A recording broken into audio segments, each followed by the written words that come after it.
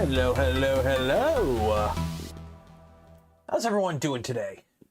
It's my overlay's already bugging out. Why? We just started, dang it.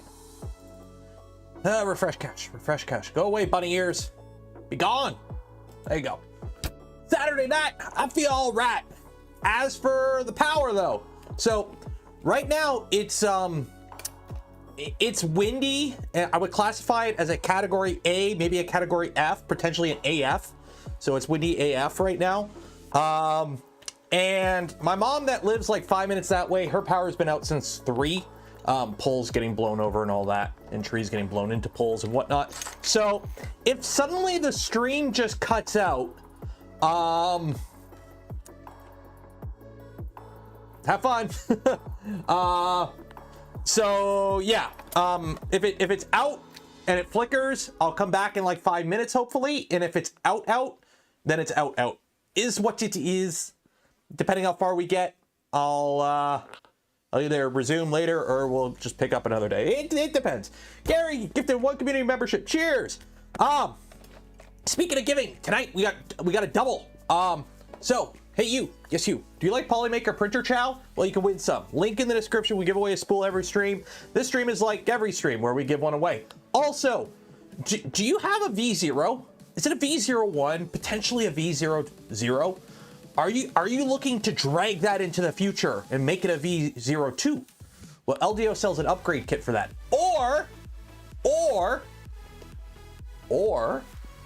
you could win one, because we're giving one away tonight and tomorrow, next stream too, or next Saturday too. We're giving one away every stream until we're done the build series. So go enter for your chance to win that. So that is that. So today is stream number 3 of wiring. 3. And then we're going back to wiring on Tuesday. We're gonna be doing a lot of wiring. A lot of wiring. All the wiring. Let me get some. Speaking of wiring, I should probably get some wires for my wiring stream so that we can wire all the things up. Where is my wire? Uh-oh. Where did I put it all? Is this what I wanted? Is this stuff? No, that's not the stuff I wanted. Oh, there it is. So we got that. We got that. And then where did I put the other stuff? Where did I put it? Oh, I shoved it in a box. That's what I did, because that's how we organize stuff around here. We shove it in a box. Okay. So how's everyone doing today? Everyone enjoying their weekend?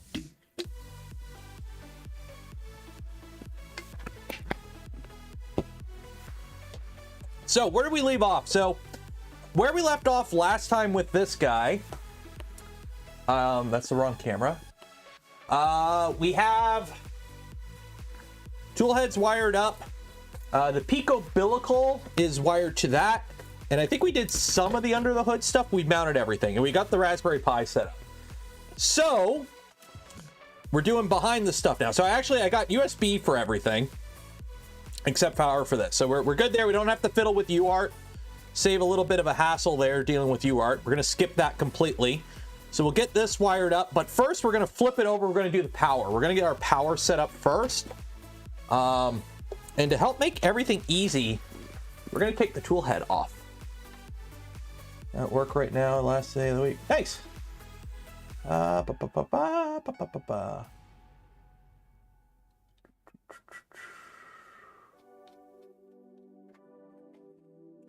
gassed myself by knocking over a bottle of glue. Then I guess you picked the wrong day to quit sniffing glue then. That's 3 mil. That's that. That's 1. One of these things is not like the other. There we go. And I got the music going. We're good. So what I'm going to do, because this is nice and easy, I'm going to take off the tool head. Grandfirst, thank you for becoming a member. Because on Mini Stealth Burner, it's just 3 screws. And since we got the Picobillical, we can unplug it easy.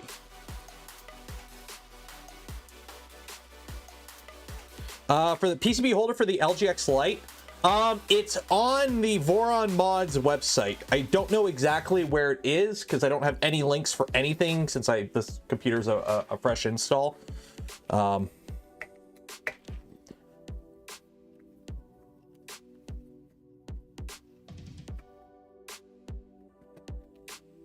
Go. So yeah, so V0.2, it's removing the tool head for maintenance purposes, a heck of a lot easier. It just, the front falls off on purpose this time. So we'll just put you over there. And now the reason I did that is so, because we're working upside down, boom, easy peasy, lemonous squeeziest. That makes no sense. Easy peasy lemon squeeze. Okay. Working on a little project. Want to see a janky belt run? If you share it in the Discord, I might take a look. If not, maybe not. We'll see. No, that is all the drone parts. Is this the box of parts? Yes. Yes. SK, thank you for becoming a member. And S Marshall, thank you for becoming a member. So, I'm going to put the skirts on right now, just so I have a little bit more of an idea of where to put things. Because we got to fit this power supply in here. And this thing has a, I wouldn't say it's a big power supply, but it's bigger than the old one. So we kind of have to make it work a bit.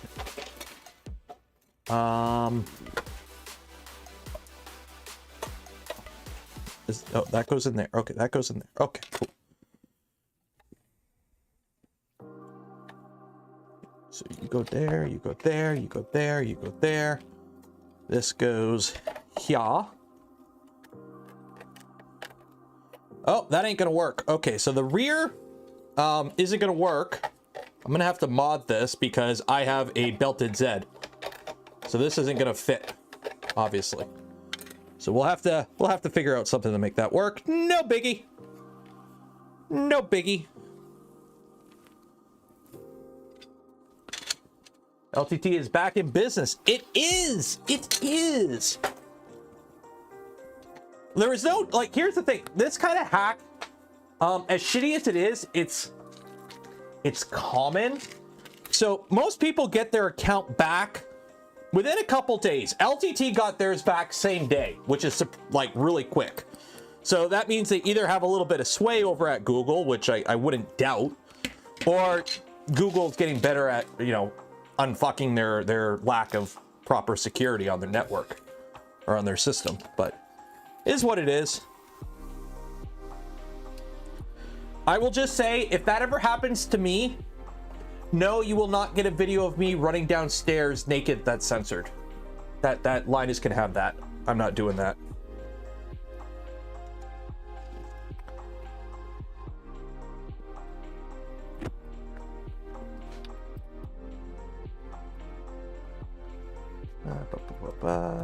Self-leveling system.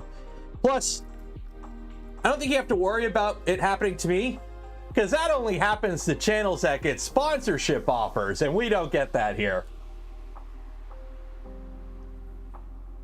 Yay.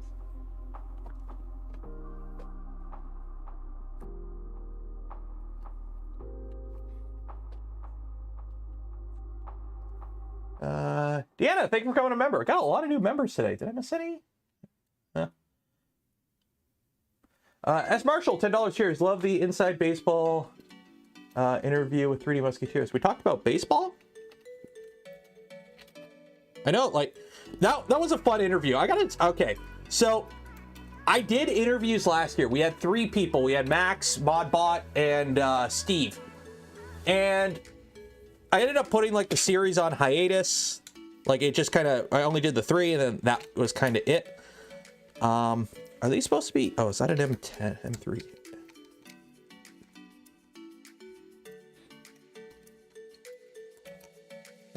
You're not M38. You're M310, I think. No, that's M3, what? Am I supposed to use like M36 for these?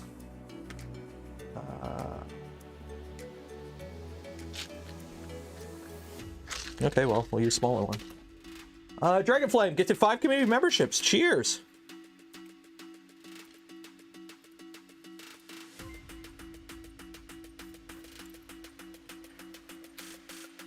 But yeah, that whole network security thing, I'm hoping that never happens to me. There are systems in place to get your account back. It just sucks. Because it really screws up your channel and the algorithm and everything, and it's not something you want to happen, but it happens, so. Just makes me hate crypto even more.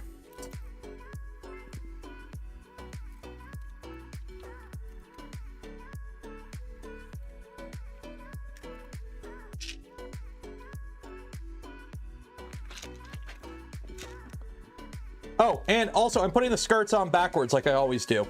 I don't care what anyone says. I know the skirts go out, okay? I know the skirts are supposed to be like this. I like this, damn it. I like the skirts going in. My machine, I do what I want. Although hopefully I have enough room for the power supply. Actually, I might not have to be able to do, or I might not be able to do this. Let's take a look. That will go there. Oh yeah, I got room to run wires. We're good. We're good.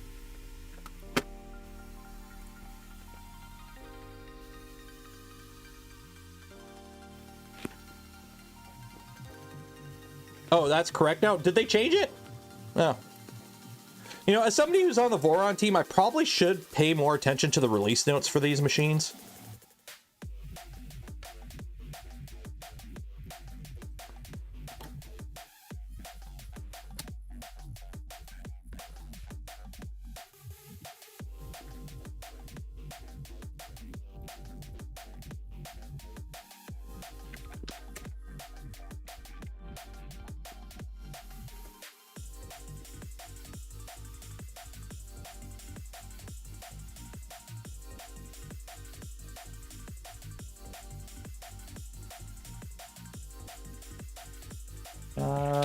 That's how I've always done it. Yeah.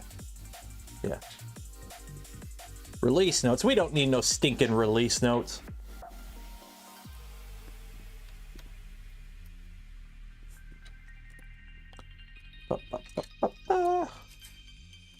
So I will say, this weekend so far has not been kind to the old credit card.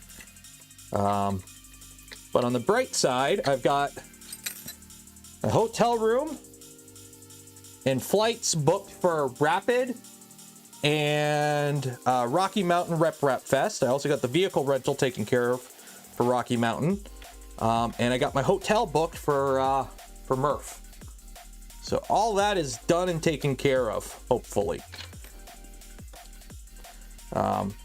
Rapid is going to be a bit of a rush because I'm literally flying in to Chicago at like 9 a.m. and then I got to get a ride over, or I got to figure out how to get to the event, which I believe I could just, it's like a 20-minute cab ride, so that's not too bad. But yeah, so that is that. And then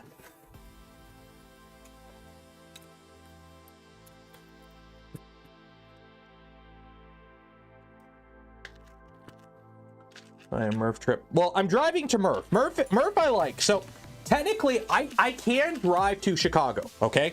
Chicago's only 4.5 hours, and technically it's 3.5 because I lose an hour because of time travel.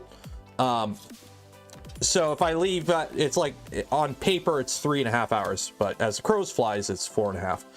So it ain't too bad of a drive. The problem is I really don't want to do that in my car that's 11 years old and is making kind of funky noises.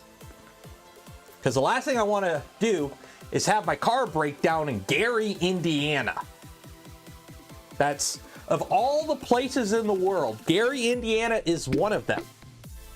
And I don't want my car to break down there.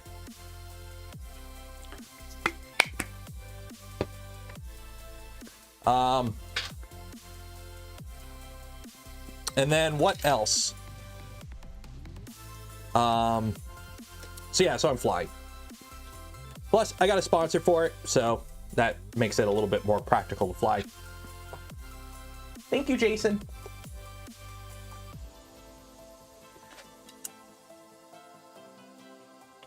Okay, so one of these is for... Did I print off the one for the...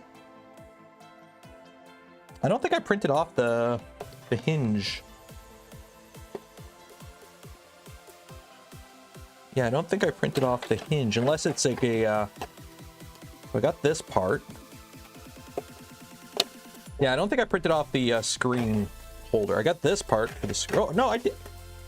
Did I? Oh, I printed off the inserts. We'll put the inserts in, I guess.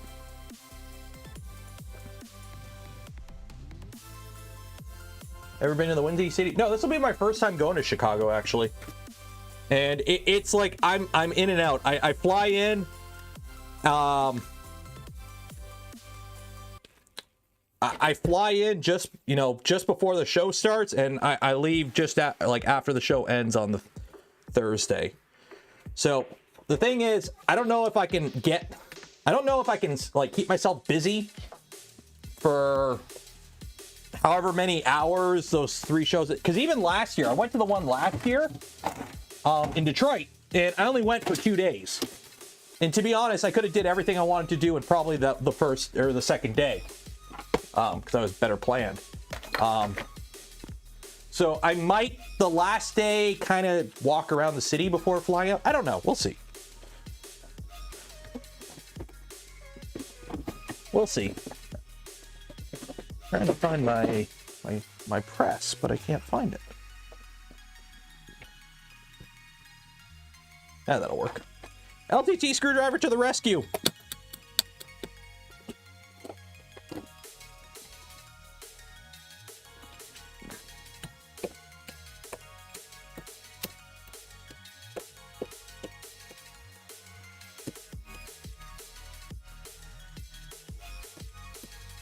These are a little bit of a press fit, I think.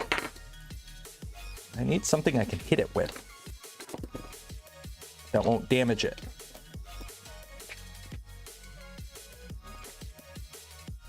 Caveman. I unga, therefore I bunga.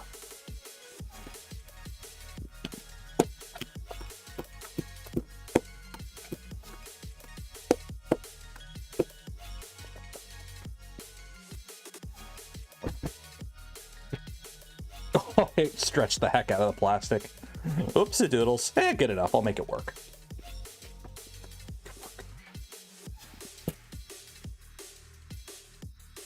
Flying into O'Hare. I'm not flying into O'Hare. I'm flying into Midway, because fly to O'Hare is a 50-minute cab drive to the center. Flying to Midway is a 20-minute cab drive. So I'm flying into Midway. No, this is too big. I had a little hammer, and I don't know where it went.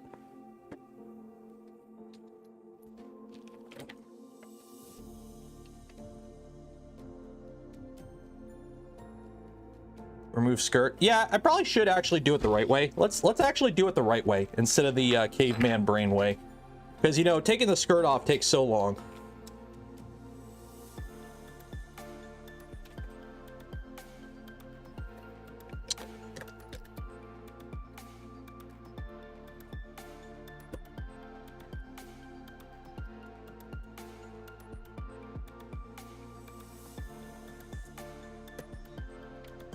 There we go. There we go. LTT store screwdriver is good for multiple things. Voila. Viola. And then the trick is, so look, we have these stress marks. You can see we got stress marks in the part now. So what you do, get your hot air gun.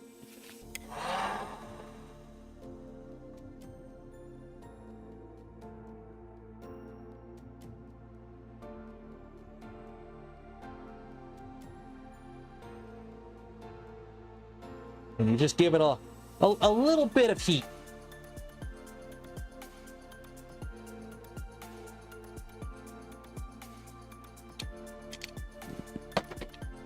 And then Your stress marks are gone.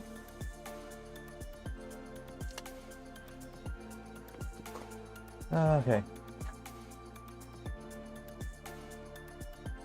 Am I liking the Enrage Rabbit? I don't use it. And I don't use it because I have an AMS, and I don't do a lot of multi-material. I'm not saying it's bad. It's just not something I use. I have one. It worked really good for when I was using it, but I found myself not using it because I don't do multicolored prints a lot. And now that I have the Bamboo with AMS, that's more capable than the printer I had it on, because I had it on a switch wire that was unenclosed. I do a lot of ABS printing. So I just found myself not using it a lot. And so, yeah. We'll put the dummy skirt on. Just for aesthetics for now, but I will swap it out to a the screen. I do have a screen somewhere. I'm gonna put it in here.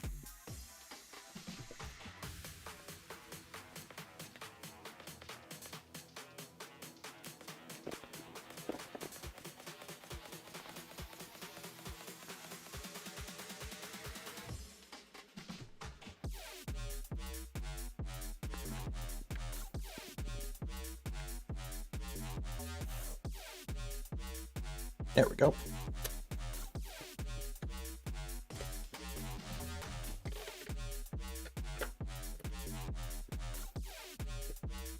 Okay, so now that is that. So now we got to put a power supply in here. What do you think of the Creality K1 Bamboo clone?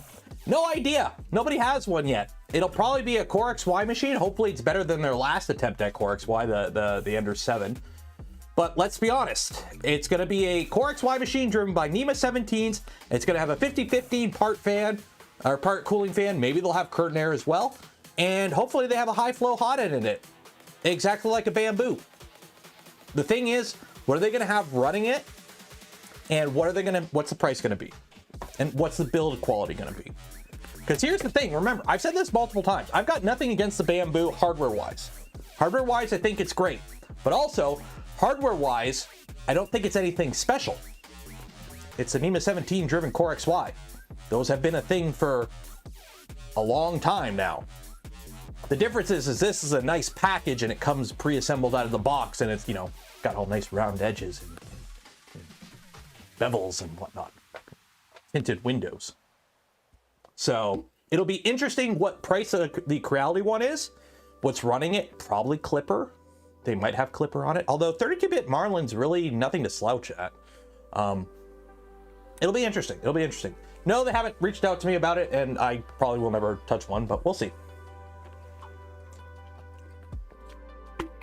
Also, I started drinking Gamer Sups. I got some this week to try out.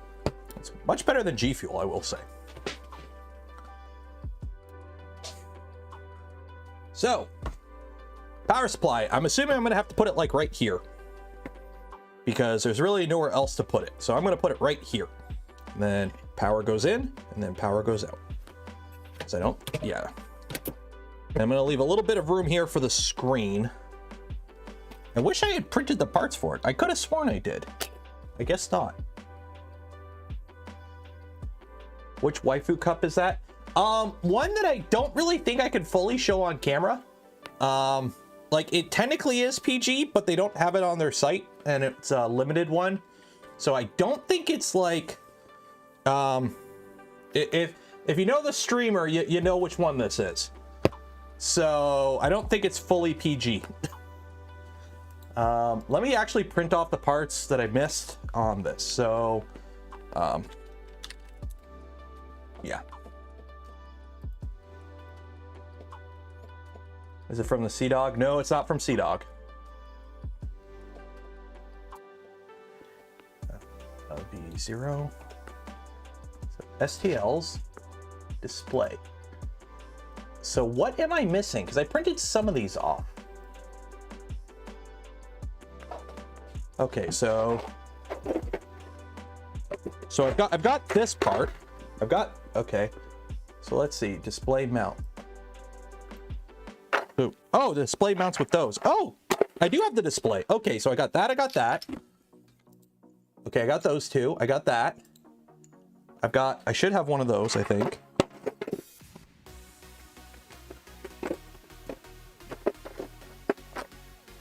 Okay, I'm missing this. Oh, diffuser. That's why I didn't print it, because it's a diffuser. And a knob. I do have the knob. Oh, I do have all the parts. Okay, I do have the parts. I gotta print a diffuser. Oh, do I have clear filament? I do. I do. Somewhere. Shit. Where'd I put it? Huzzah! I don't know what kind of filament this is. I think it's PETG.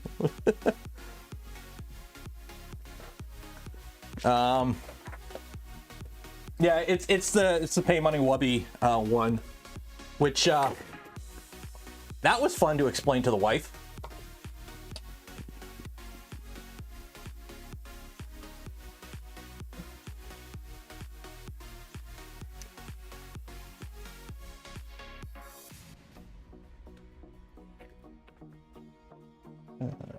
There. Okay, so we got to move. All right, let's heat you up because I'm gonna have to flush this. So I think it's PETG. Oh no, don't heat the bed up that hot.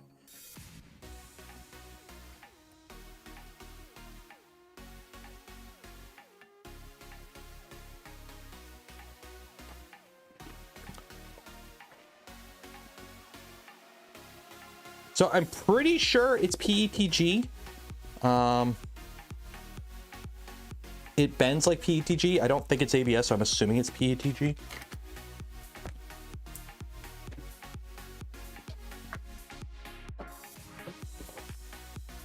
Totally, yeah,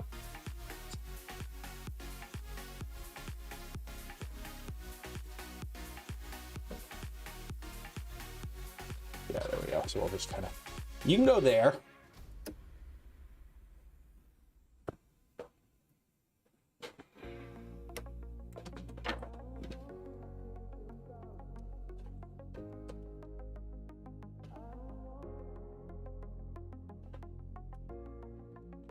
Extrude 100. Go. Where's the Wubby Ducky? Oh, he's back here. I put him out of the way when I was recording stuff for the video yesterday. Any news on Revo High Flow? When it's done.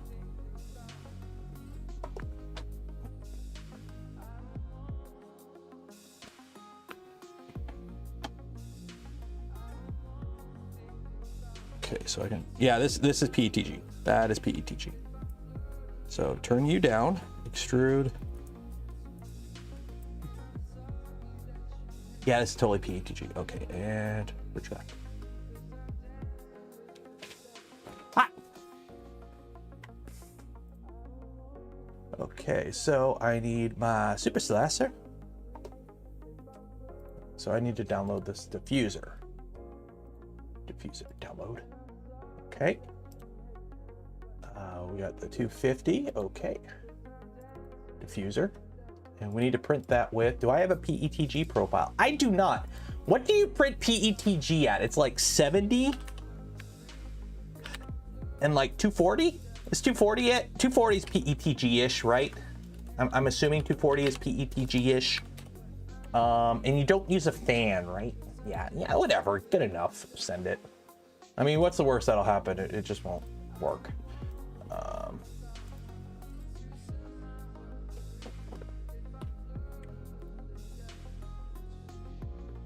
Cool, send it. I don't think you also need a panel or a door.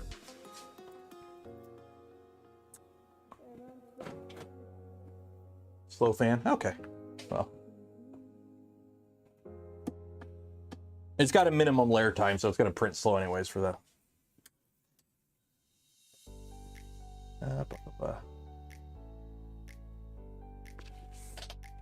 Well, whatever happens, happens. If it fails, it fails. I mean, we'll come back to it. Okay, so we got to attach this to the bed.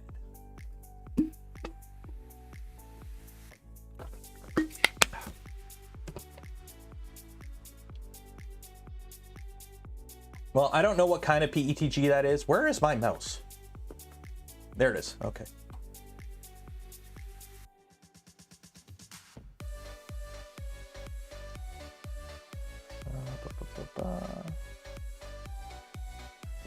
Okay, so carrying on from where we left off, we need to put this somewhere. So this is going to go right about here. So I need room for the screen because this is going to mount like this, I believe. Yeah. So the screen doesn't. So we do need a little bit of room. So I'm thinking we'll put it right about here.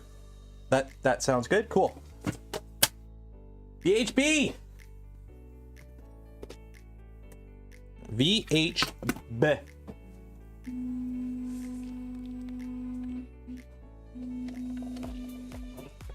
Snips. Where are my snips? Right there.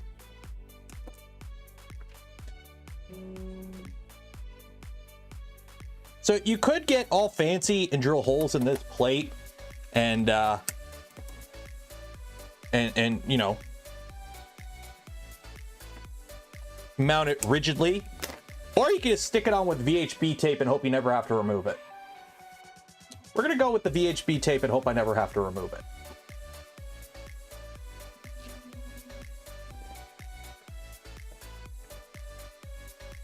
And I'm breaking my rule with this machine too. Everything on this machine is printed on the bamboo except for this diffuser, because you can't use filament samples in the AMS.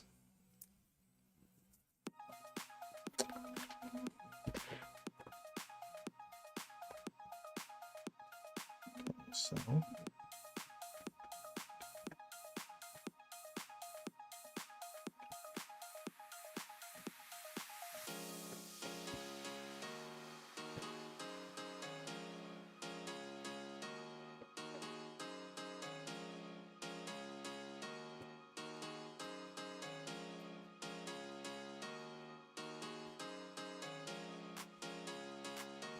that ain't going anywhere.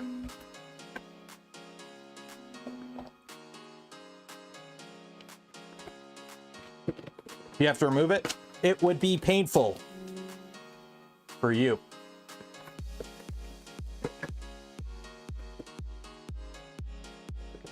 It actually wouldn't be too hard. You just twist. You twist it. Yeah, VHB stands for very high bond.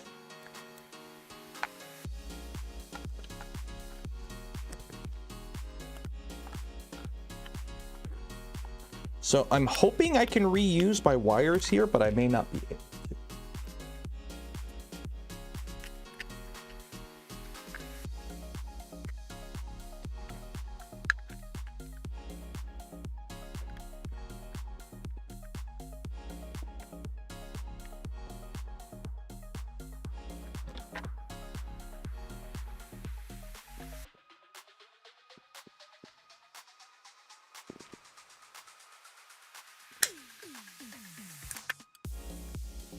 There we go. Okay. And then this has to come out the front. There we go. So let's see, are these going to be long enough? Maybe. We might be okay.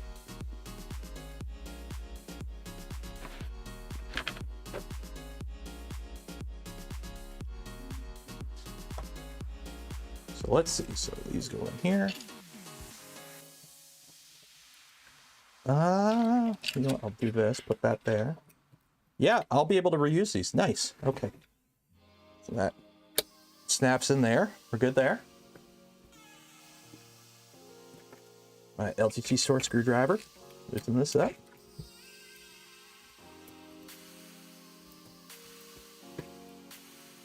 And this does move around, but that's the plate moving. There's like a little bit of float in there. Well, it's sticking to the bed, so we're good there. I mean, it's just a diffuser. It's not the end of the world if it doesn't work. Okay, so live.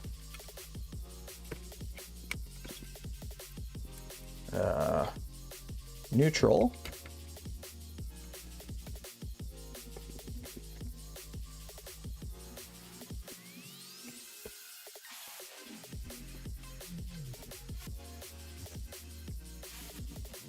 And ground.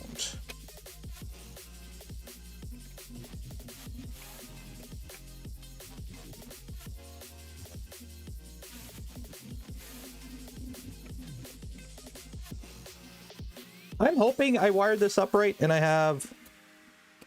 for some reason I have that red. But that's the black wire, which is ground. I'm assuming that's... I'm hoping these colors don't matter any. Print Y splitter. I don't need to print. I have a Y splitter, like an actual like store-bought Y splitter. I just haven't put it on it yet. And actually, if I was going to do it, I would use the P1P. White isn't neutral. You're right. White isn't neutral. It's black is live. That makes more sense. I'm just big brain. This is why I use red. This is why I like using red.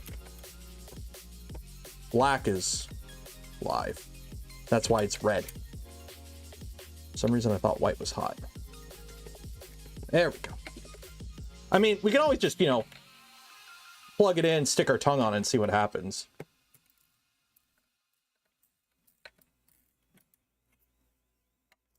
Any reason I mostly use ABS? I use both now. I just mostly use ABS because that's what I have. Functionally, they're both the same.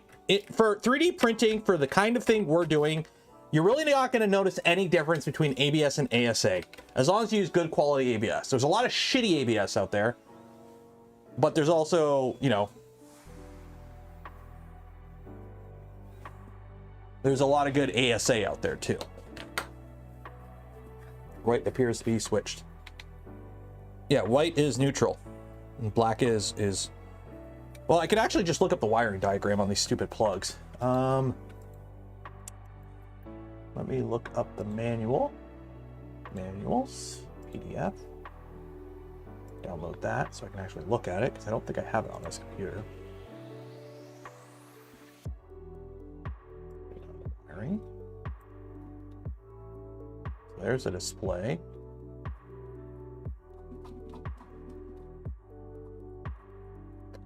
Where is the wiring?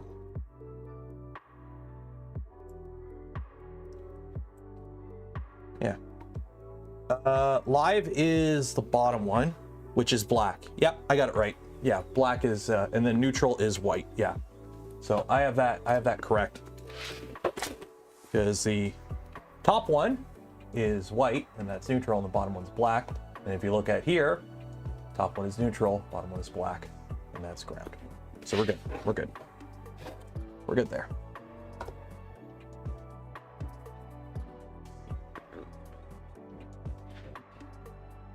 So let's plug it in and make sure it works. So right now, this is what I like to do. I do this every time I remember to do this, I do this. Unless I'm following a build guide that like the V Core, for example, where they have their own manual, I follow their manual. That's off. I like to wire in just the power supply first. Plug in my thing and push the button. This way, if something bad happens now, the only thing we lose is a power supply and the switch or the inlet. So we got the green LED. We're good. I could go fancy and meter it out, but I'm just going to trust it that it's 24 volts. Where is my meter anyways? It is. Ba-ba-da. Hopefully this time I'm not a big brain dummy and I actually use the right method and measure the right thing. DC voltage. Bada bing, bada boom. Right now we got nothing. So positive, negative, 24 volts. Oh yeah, we're good. Look at that, no new clip for the intro.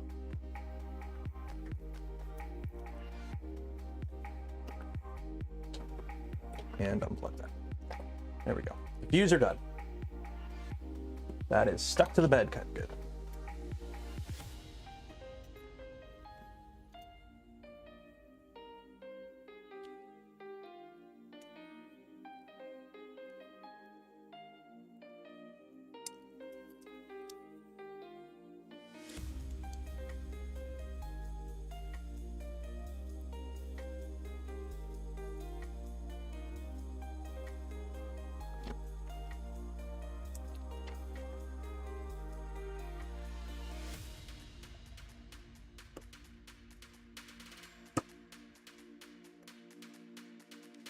look, we got the diffuser.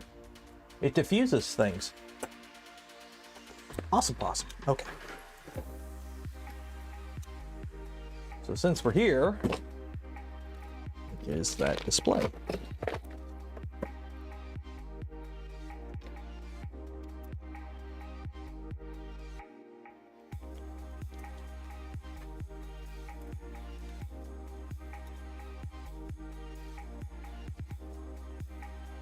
This is a different revision of it, I think.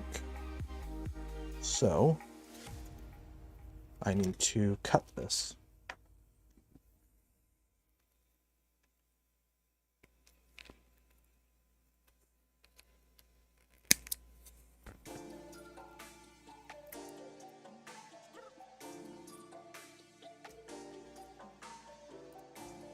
Cool thing about trimming 3D printed parts, if you need to trim it along layer lines, it's actually nice and easy because it's 3D printed. Just trim it along the layer line. There we go. That's good. Okay, so that is that. I may have to solder on a pin header though. Yeah, I'm gonna have to solder on something for the pins.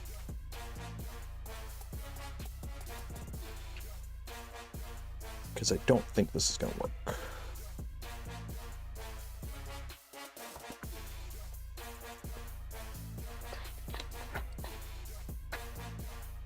Where did I put that Allen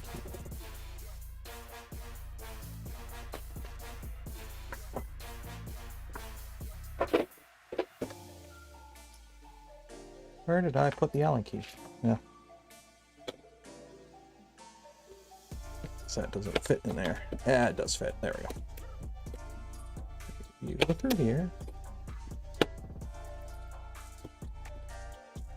Okay, so that comes out.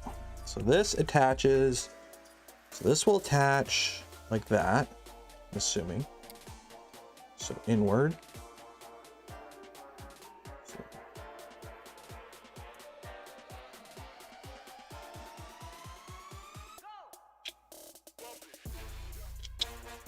Yeah, so that's gonna go like that. Okay. Okay.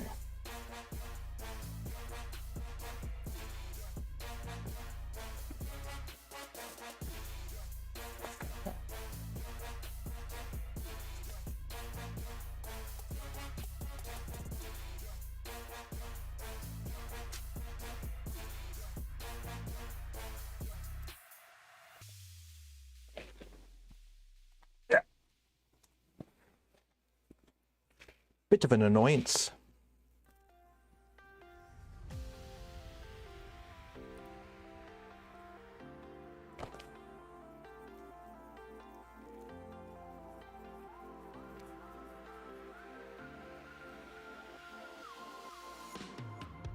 Yeah, so on this board, I don't know which revision of the screen it is, but it's only got the one USB. So I'm gonna have to solder a header on this actually, because I don't want the USB coming out the side there. I want it coming out the back.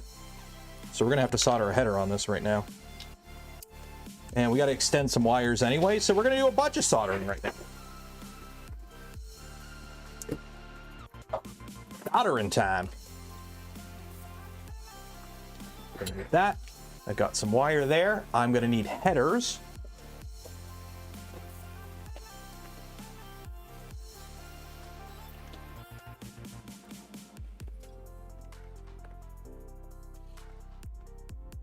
Do you think use CAN bus toolhead on? You could.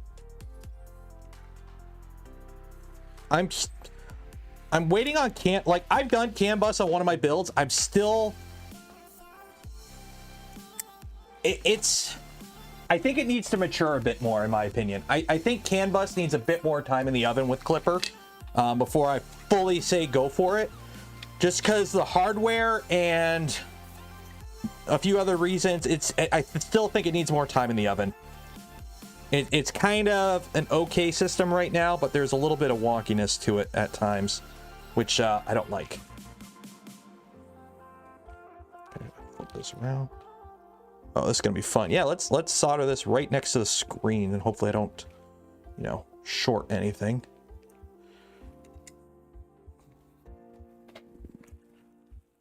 Okay, you be held by that. There we go. Nope. There we go. Okay.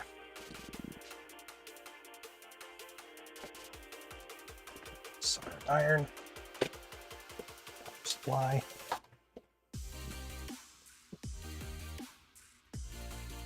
Pitiful excuse of a fan.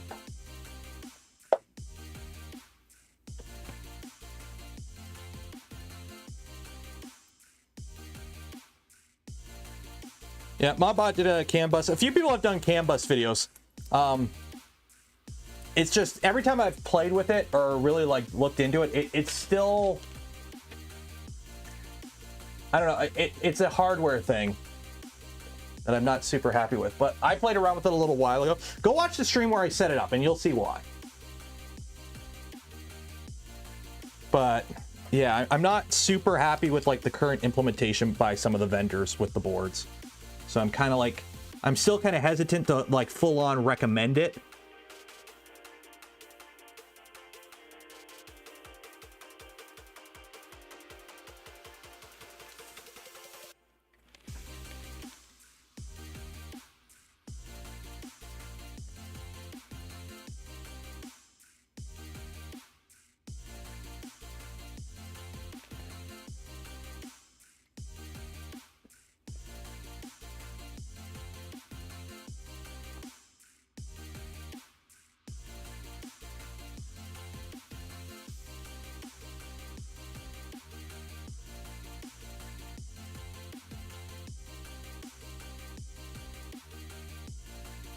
That's a cold joint. There we go.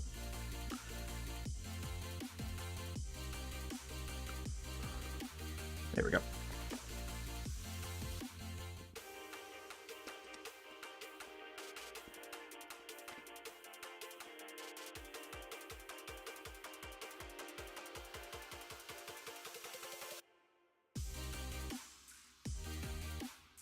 And then we got our header on there. So now I can put a 4-pin header on it. Look, I've got one of these pre-made wired ones. I can just make it right now. Actually, I could just... Yeah, I could just use that. Yeah, we'll just... There we go. Voila! Look at that! Oh, look, we got a pre-made header. Okay. So I'm gonna have to convert this to USB though, or GPIO. Or no, I can't do GPIO, I don't think, on this.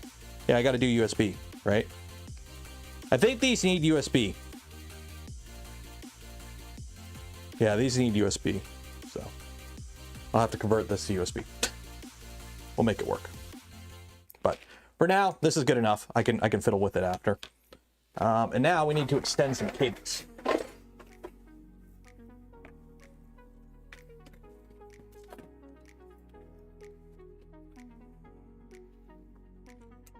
What are we up to? We're building printers. Okay, so this is long enough. These three I gotta extend. These are for the LEDs, I think. So these three I gotta extend. These are for the LEDs. Unfortunately, I don't have... Well, I got red, black, and white. So red, black, and white. And I only have to extend these by like an inch, so extend them 6 inches just to be safe.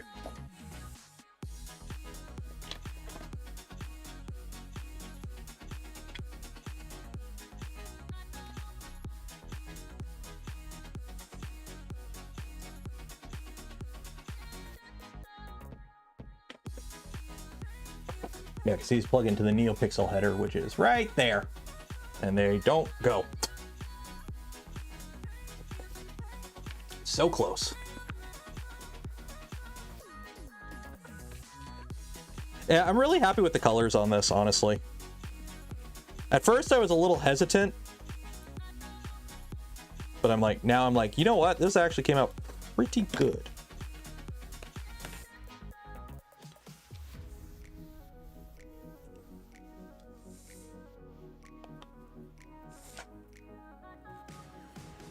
That should be long enough. Yeah, that'll be long enough. Okay. For these ones, snip.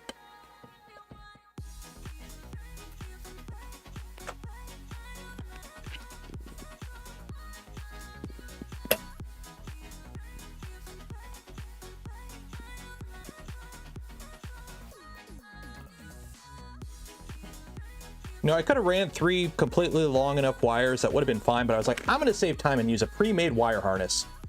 It's got to be long enough. It shouldn't be too short. What are we? No. No. And guess what? It was too short. So now we're doing this. It is what it is.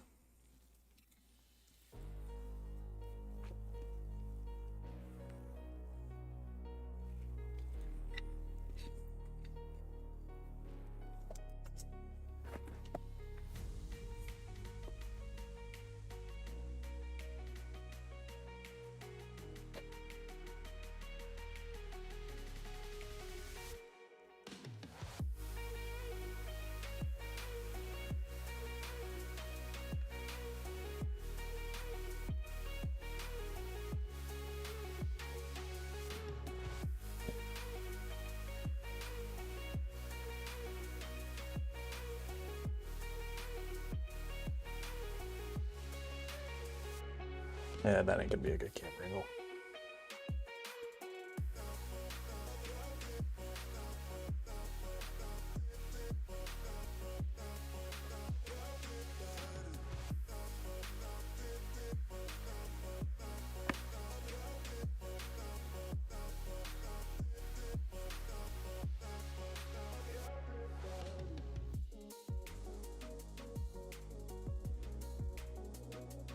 What purple is it? It's Polymaker purple ABS. Polylite ABS. Other than that, I can't really get more specific because I think that's exactly what it is. It's just Polymaker Polylite ABS purple.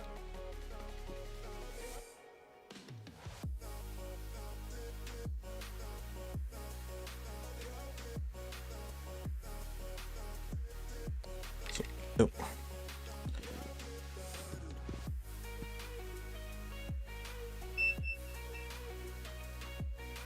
Something's beeping, and I don't know what. Is it the camera? It's the camera.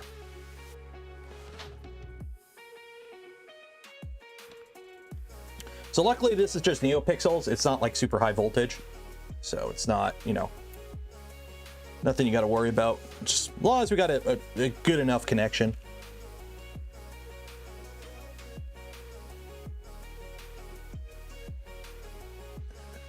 Of course, me being a shaky mofo.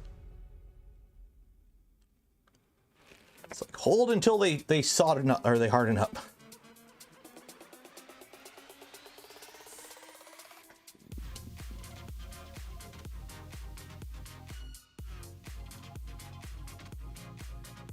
There we go. Okay, so those are those ones. I'm going to heat shrink them all at once. So that is those 3. Now I got to extend these 2. These are an end stop. What is beeping? Do you hear a beep?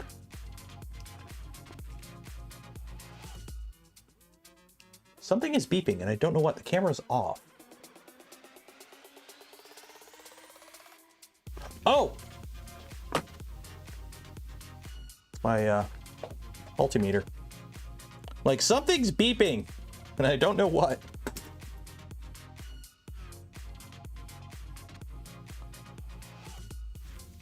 Hopefully it's not the smoke detector. If that was going off, we would know. So we're gonna use blue for this because I already have it right here. And as always, I'm gonna cut it way too long.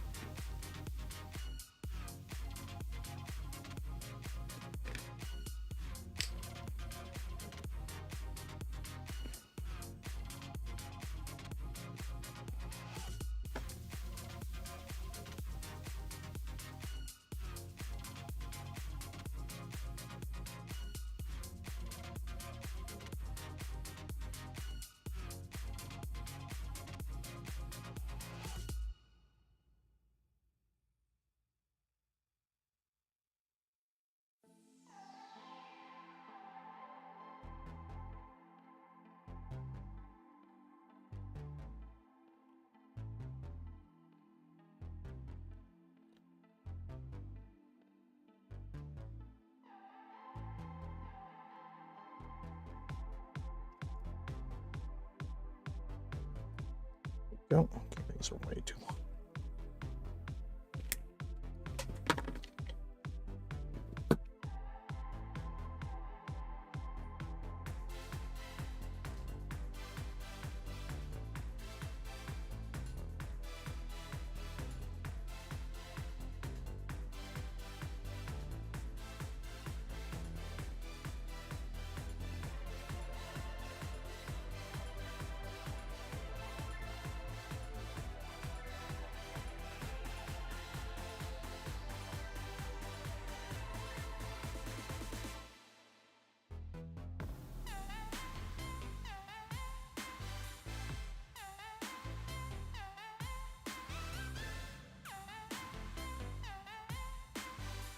There we go. Great camera angle.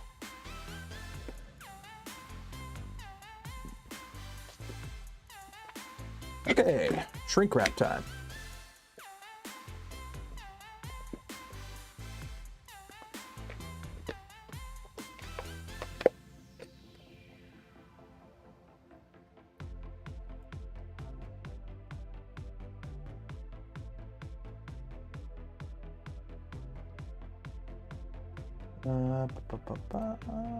Let's live check.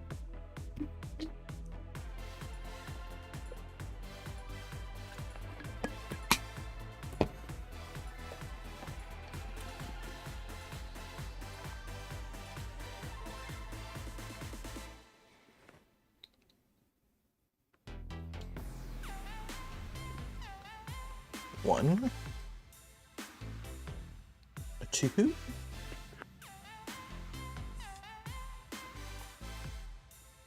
and three.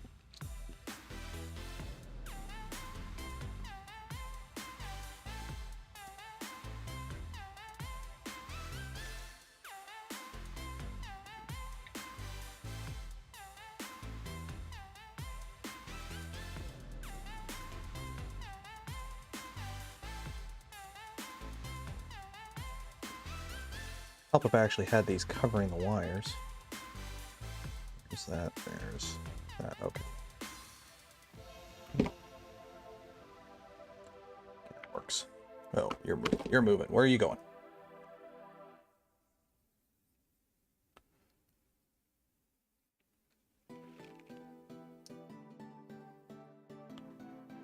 There we go.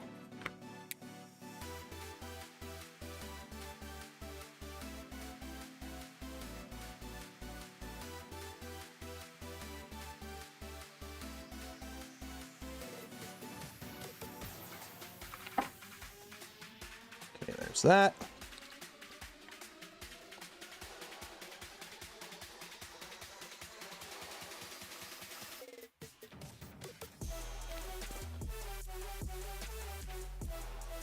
And that.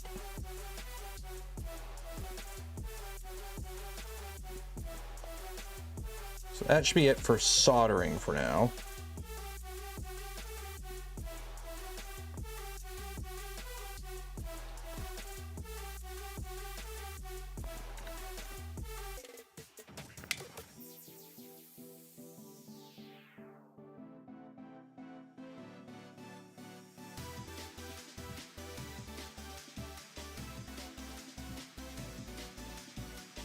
There we go.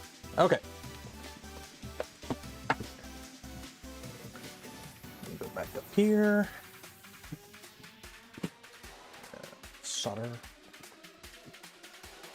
Hey, Steve. If you guys are missing the live notices when I go live, make sure you're on the Discord. There's a community Discord. Every time I go live, I do an @ here or an @ everyone when I go live. And then follow me on Twitter, because I also put out a tweet when I'm going live too. So no excuses. Consume content.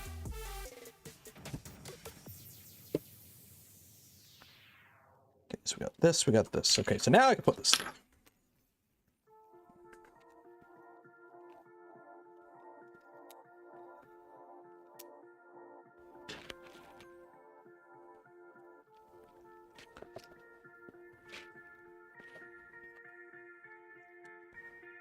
Okay, so I'm assuming that goes like this. Yeah.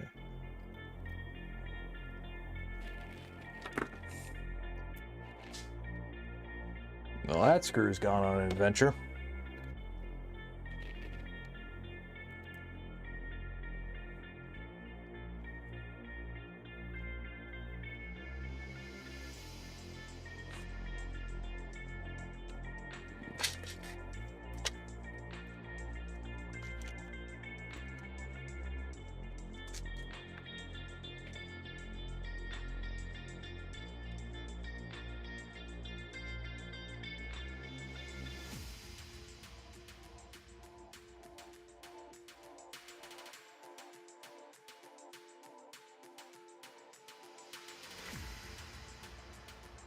So I'm assuming this goes like that. Yeah, yeah, that'll work. That'll work.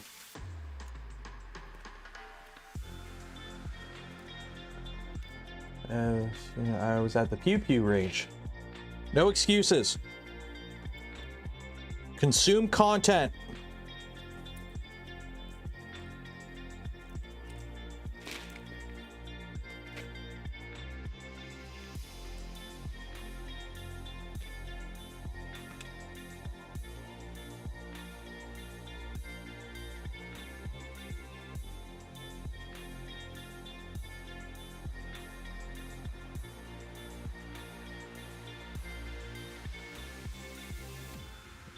Am I screwing into anything? I am not. It would help if I was lined up.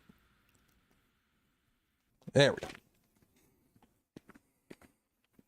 Got to try real night vision. Ooh. Which gen?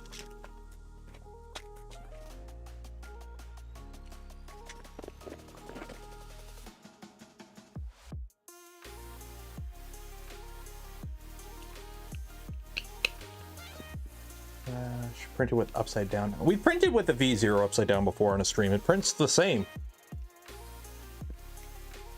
Like it's kind of poopy, but it just prints the same. It's one of those things that once you sit back and think about it, it makes a lot of sense.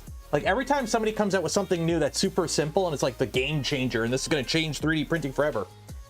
If it was that simple and it had a benefit, it would be a common thing.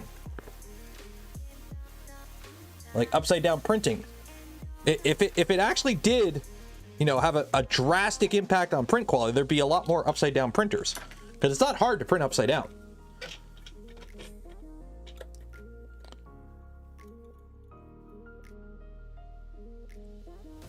All it is a meme for every now and then a YouTuber makes a video about, oh, I tried printing upside down. It did nothing. And then 6 months later, another YouTuber does it. I tried printing upside down. It does nothing.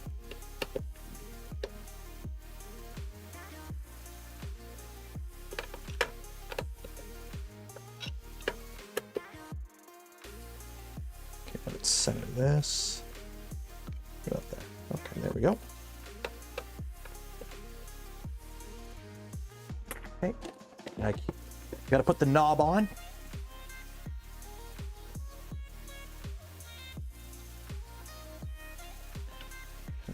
Is there a key to this? There is a key. Okay, it is keyed.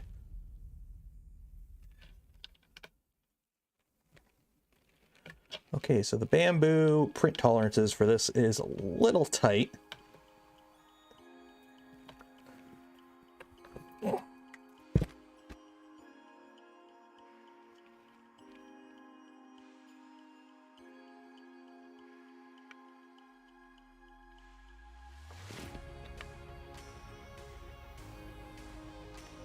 Okay, the knob doesn't want to go on.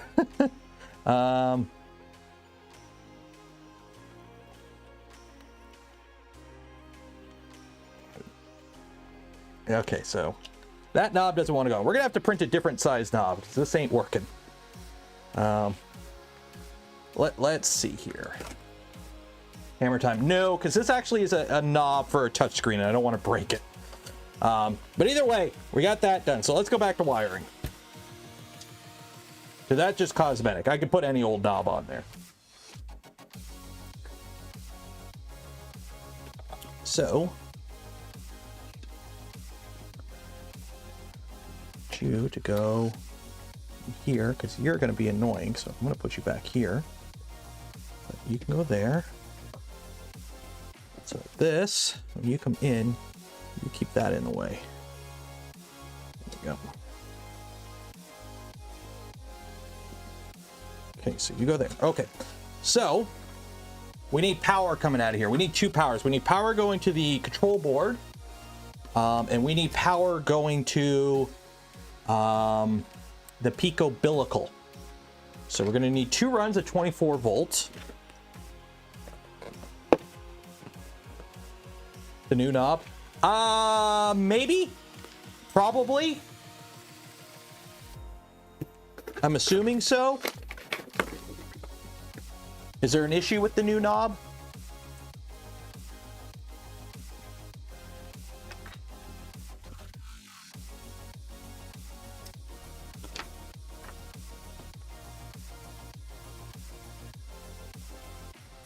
Yeah, I'm assuming it's an issue with the knob.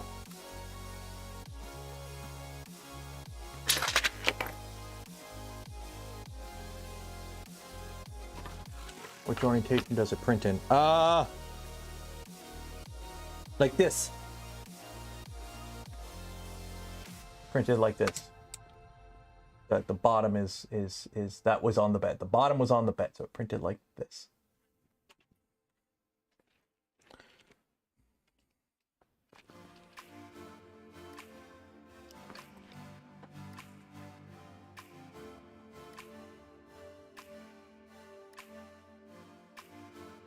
That's the old one? Oh, okay, maybe that's why.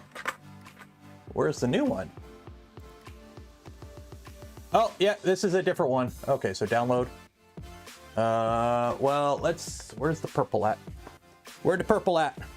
Where do I got the purple at? Where'd the purple at? Are you up on the wall, purple? Purple, purple, purple. Where are all my purple people at? There's blue. Where's purple? Oh, wait, purple. Nope, purple not in there. I used it in the video as a prop. There it is.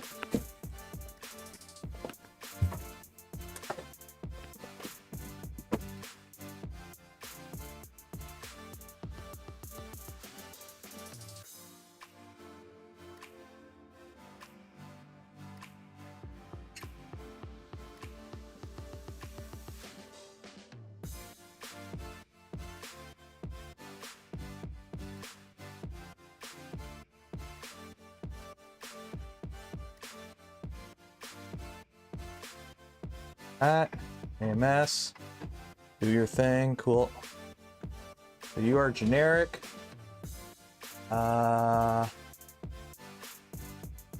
ABS, Polylite, no, Polylite, purple, confirm.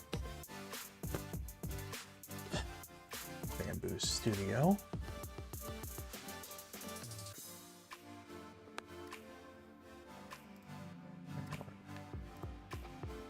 So we got that, pulling my AMS info, sync, cool. Display knob, cool. Look at that knob, slice plate. Generic ABS, oh no, we're not printing fine, we're printing. Slice plate, print plate. Low calibration off, go. I wish you could always set it to remember these stupid settings, but it doesn't. So every time you go to print, you have to turn off low calibration. You can't just tell it to remember a default setting. Every time you got to do it.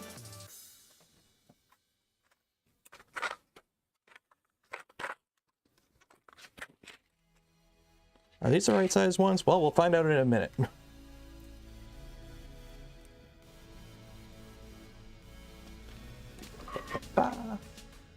LM8U bearings after soaking in 90. After 2 hours, I still see some IPA seeping out.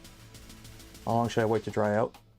They should be fully dry before you put you try to lube them, because if they're not dry and you lube them, you're gonna have a bad time.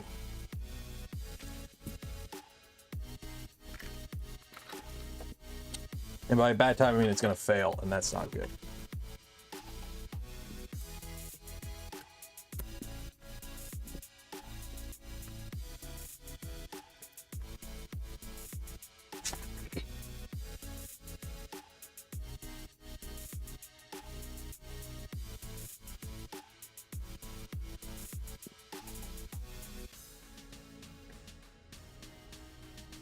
As for how long, that really depends on what your drying setup looks like and like how you're drying them and how wet they were. Did you blow them out or did you just pull them out and leave them? Like that's kind of a, I can't tell you the exact number because there really isn't one. You're gonna come along. You're gonna go to there, so right about there. Cut you along.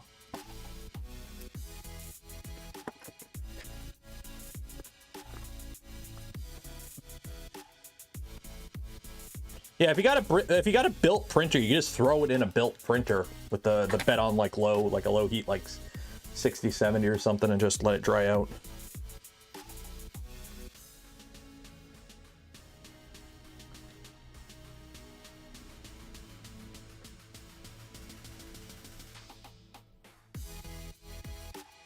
Another thing, if you're on a screen, a random screen, like I was just on the AMS screen, when you start a print, it should jump to the printing status screen instead of staying on whatever random screen you're on.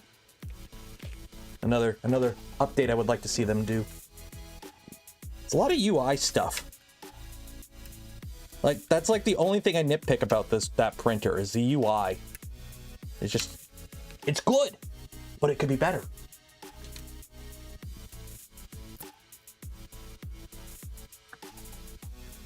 But the thing is, because they're closed source, if they implement anything from an open source firmware, they have to disclose source at that point. So they can't. They have to do it their own way. And it's kind of annoying.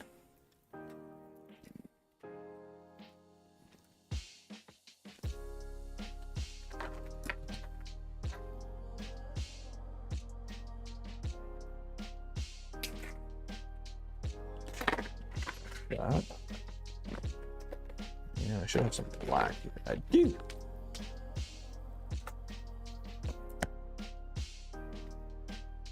Well, they're going to start getting some competition soon because Creality and everyone in their who has some form of company that builds printers is going to be coming out with clones of this thing. And by clones, I mean enclosed Core XY machines, because that's all this is once you think about it. So it'll be interesting. It'll be interesting. It'll be good for the consumer. Competition is good. Competition is healthy. Without competition, that's how you end up with printables, or not printables. Sorry, that's how you end up with Thingiverse. And guess what? Now that there's competition, oh look, they're actually investing in Thingiverse again.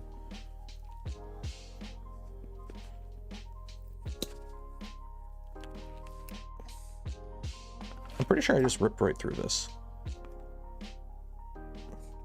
Yeah, that's not good.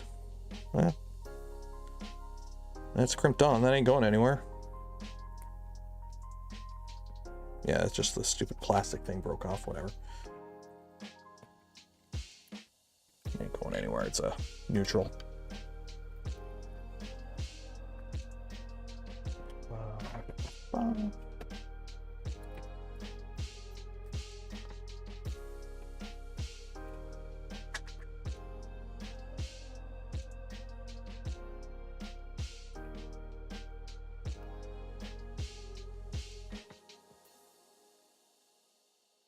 I'm interested in the K1 just for it to shake up the market more. Because we got stuck with shitty V-wheel bed flingers for years because y'all kept buying them. So there was no need to innovate. Because, well, at least on their side, there's been plenty of innovation in 3D printing over the past couple years. It's just mostly been on the DIY scene. You've got like, you know, VZBot, Voron. To a lesser extent, well, they're not open source. Well, they're somewhat open source, but it's a company. You got the Rat Rig, but you know what I mean. Like, there has been new stuff out there. It's just been more towards the side of things that are open source. And then consumer side, well, people just kept buying V-wheel bed flingers because that's all you need.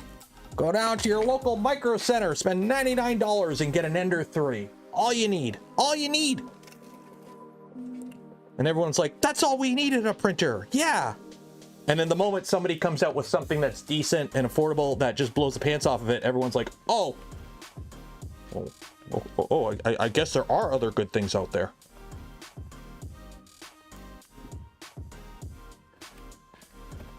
Meanwhile, all the DIYers who have been playing around with enclosed Core XYs and other high-speed machines for the past couple years are like, hey, welcome to the club.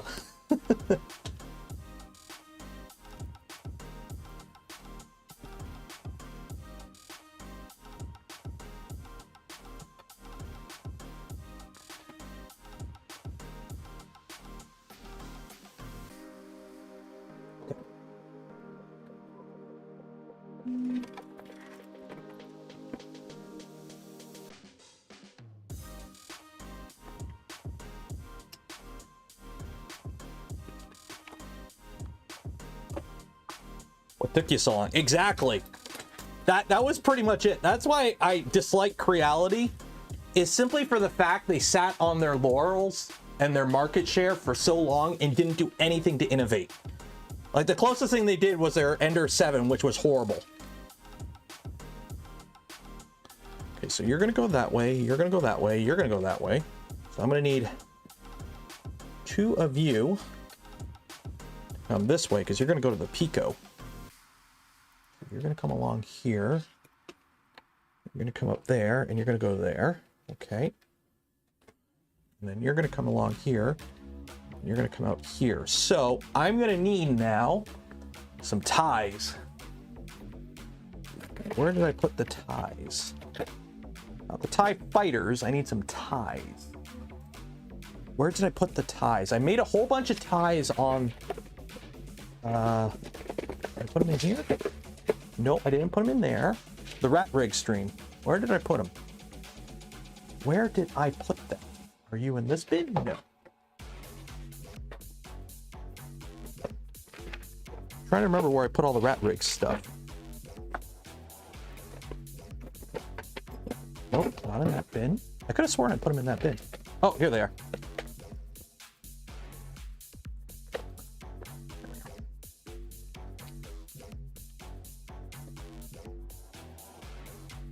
You can start on a I hate that mentality. That's like telling somebody who wants to buy a car, go buy a rusted late 60s, early 70s, whatchamacallit, Oldsmobile. Because, oh, it's a project car. You'll learn how to fix your car. Instead of telling somebody who wants to learn how to drive, yeah, just go buy like a used Civic or something. Like, you don't start driving on a project car. You don't, when you get into computers, you don't go buy a really shitty computer so you can learn on it. You start off with something decent.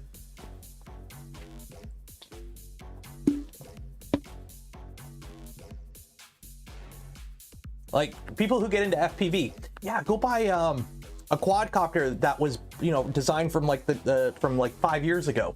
No, you start on something decent. Shouldn't Carton be a nice car? Yeah, but if you're telling somebody who's learning how to drive, you don't give them the keys to a 1968 Mustang project car. You give them a decent car to drive on. Like, there's a difference between something that's usable and a project. So, you know, when people get into 3D printing, oh, you should start on the worst printer. That way you can learn how to fix it, instead of, hey, start on a printer that works so you can enjoy the hobby instead of getting dejected and leave the hobby. Because the amount of people that get out of this hobby because they buy that shitty $99 Ender and they just never get the bed level. They got a lemon, they never got that bed level, and they just give up and they quit the hobby. That happens surprisingly often, and I don't like it. Like, the amount of people that get dejected in 3D printing because they followed the advice and they bought the shitty printer. And then they just leave the hobby.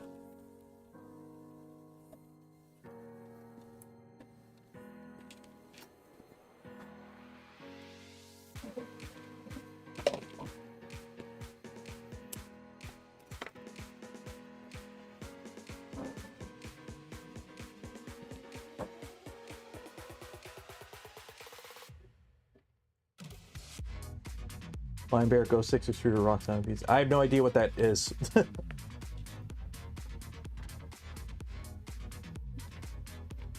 I have no idea what that is. Yeah, sorry, just over here. Came very close to giving up a few times, but I'm really happy how they work now. Yeah, after you've modded the heck out of them and probably dropped like twice what they're worth in value into them. Need cheaper high-speed printing. Here's the thing, high-speed printing isn't really like, it really is situational, okay? It depends on your use case. Look at Grant from yesterday, right? Grant would take advantage of high-speed printing because he does stuff that you can benefit from, but not everyone does. And there's always scaling. Sometimes it's better to have like a lower cost printer, but a lot of them. It's situational. It really, there's no one size fits all as to what is the correct answer.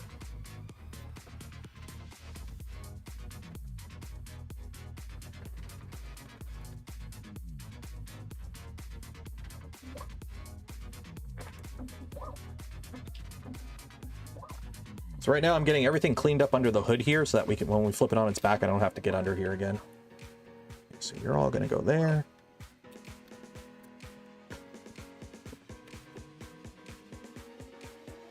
So this is gonna be power for the Picobillical. That's gonna power the Raspberry Pi as well. And then I am gonna have to run 4 cables for this at some point, but I'll do that later. Not gonna worry about it today. And then for this, we got the bed. So, okay, so we got end stops, the bed, and power.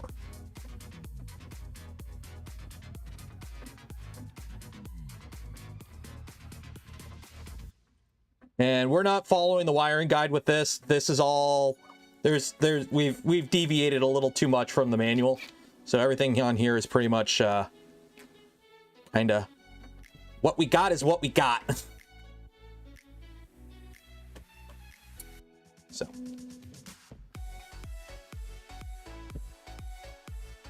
I should probably zip that, but we'll figure it out.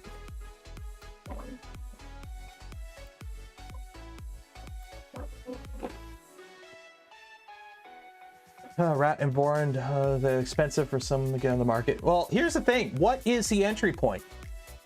People, one thing I've noticed as somebody who's been involved with 3D printer development on the Voron team, and then as a person who does content creation in 3D printing, people who get into 3D printing are cheap AF. Y'all be cheap, okay? People cry over a $400 printer, okay? 3D printing is a relatively cheap hobby to get into, in my opinion. There is a plethora of hobbies out there that are way more expensive than 3D printing. Like, so, like you're talking to somebody. I used to shoot USPSA and IPSC. If you want to talk pricey hobbies, I did that when I was single and lived at home. I no longer do USPSA and IPSC. This is probably too short, yeah. But yeah, 3D printing, like I've seen people like cry at like when you tell them, oh, this $300 printer. I've had people tell me the SV06 is out of their budget. If the SV06 is out of your budget, 3D printing isn't for you. Like, because you're gonna spend if you're gonna be printing that much, you're gonna be eating the cost in filament anyways. Like, think about it. You can get an ender and 4 rolls of filament, or you can just get an SV06. There we go. That way I don't crush the screen. Yeah, cars. There is tons of hobbies out there that are way more expensive. But the moment people get into 3D printing, it's a race to the bottom. For the longest time, before there were Voron kits, it was literally, how can I build the Voron the cheapest way possible? And we'd be like, you don't want to cut below a certain value because you're going to take such a hit in quality. And then you still get people, hey, I want to build a V2, but I'm using parts I have on hand. I only have 2 separ motors for Z. Can I use 2 separ motors for my Z on a Voron V2? Like they refuse to buy 2 more motors and the associated component. Like,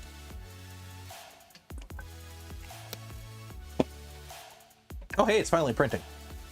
Like, don't get me wrong, you know, as somebody who is a full-time YouTuber for a small YouTube channel who, you know, just, you know, paid for going to 3 events and is buying a car because my old car is old and I'm about to feel the crunch of having a car payment. I understand, you know, not wanting to spend a ton of money. Believe me, this channel ain't making Mr. Beast money. We ain't even making, like, you know, 2012 PewDiePie money in here. But you know, you're gonna have to spend money. It is what it is. So I'm gonna have to put another thingamabobber here. Being cheap will bite you in the butt a lot of the time. Now, obviously, I know it's not possible for everyone to spend money. I understand not everyone's in, you know, financial situations where they can spend money. It is what it is. But it's I can't remember the exact story, but it's like you can either spend $20 on a pair of shoes that'll last you 6 months, and every 6 months spend $20 on shoes, or spend $100 on shoes that'll last you, you know, 10 years, right? So I've been a firm believer of spend a little bit more up front to have less of a headache, for one, and enjoy the intro to the hobby, and you'll probably save money later on.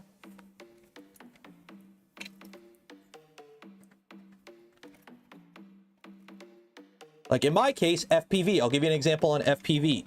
When I got into FPV, I bought a set of analog goggles that are now dust collectors because I pretty much, as soon as I actually started seriously flying, I upgraded to a set of digital goggles. Luckily, I snagged a pair used, but even if I hadn't got those used, I probably would have bought some digital goggles because I bought the cheap entry level stuff. And as soon as I started enjoying the hobby, I realized they were kind of garbo. And I don't know where I put my zip ties. Where did I put all my zip ties? So,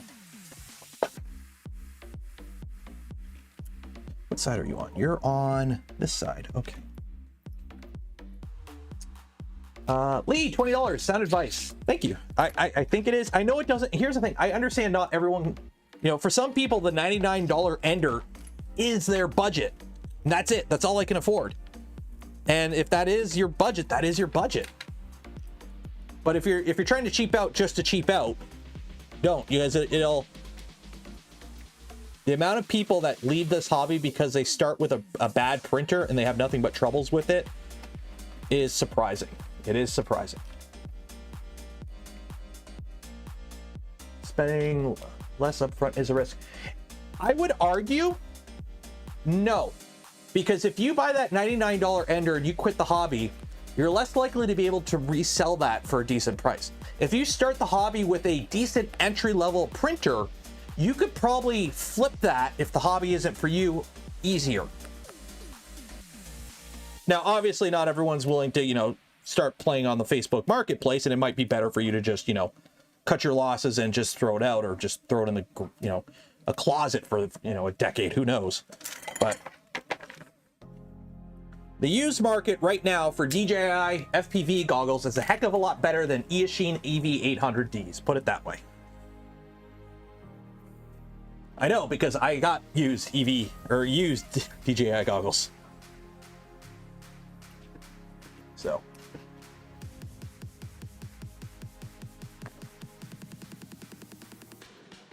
Plus, time is money, friend. And I don't know about you, but, you know, now for me, in my case, yeah, if my printer breaks and I fix it on stream, that's content. But, you know, I'd rather spend my time with my new printer printing than troubleshooting, you know, why can't I get the bed level for hours on end? And that could be worth the extra, you know, $50 on a printer, getting a better printer. V0.2 versus V0.1. I think there's like there's notes about it on the Discord. But TLDR, it's more of a refinement of the original design, so easier to put together. The tool head is the biggest upgrade. So now it's the mini stealth burner versus the stealth burner, or the mini afterburner. So it's a heck of a lot easier for the tool head to go together. You can take the whole tool head off with 3 screws. I'm using a modded one here with an LGX Lite, but it's just, the tool head is much improved assembly wise. And then a bunch of other little upgrades along the way. If you have a V0.1 that's printing fine and you have no issues with it, going to V0.2 isn't really that big of a change. It's kind of like how V2.4 R2, if you already have a V2.4 R1 and it's printing fine, going to R2 really doesn't change anything. But if you're getting into it new, it's a better experience.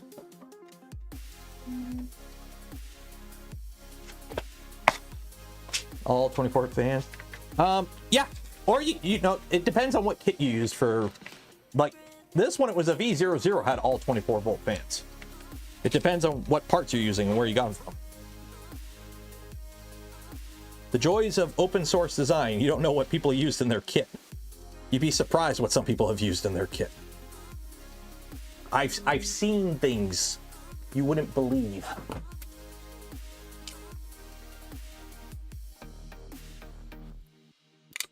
Also, the top hat is now extrusions, and it tilts up instead of the printed thing that it was on a V01.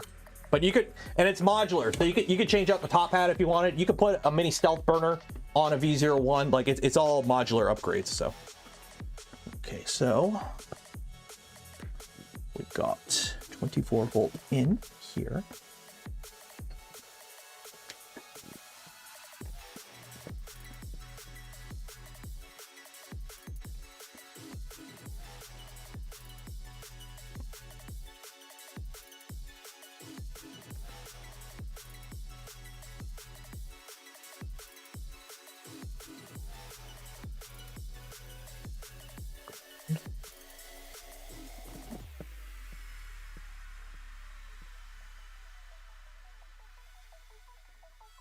Sooner upgrade my V01 to something like Pandora box.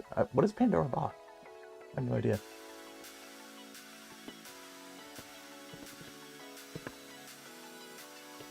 I'm gonna have to put this somewhere so it stops getting in the way. Okay, where did I put my zip ties? There are my zip ties. I'm not gonna zip tie that because I'm gonna have to put more zip ties in it later because I'm gonna have to run this to there. Actually, no, then that won't be zip tied. Yeah, I'll make it work. Okay. So now we got motors. So X, Y, Z, Z, extruder.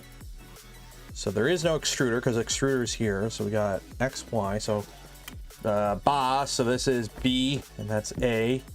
So this goes X. Not that it really matters.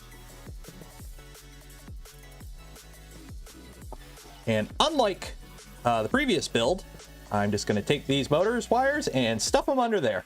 And look at that, all nice and clean.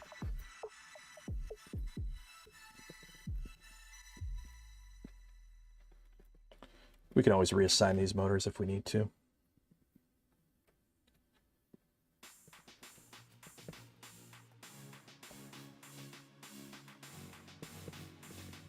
Look at that. Look at the performance. What?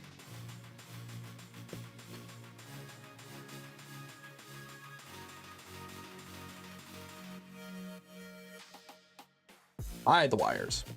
Okay, this one we are shortening because this goes here. And this is a little long for that, so we're just gonna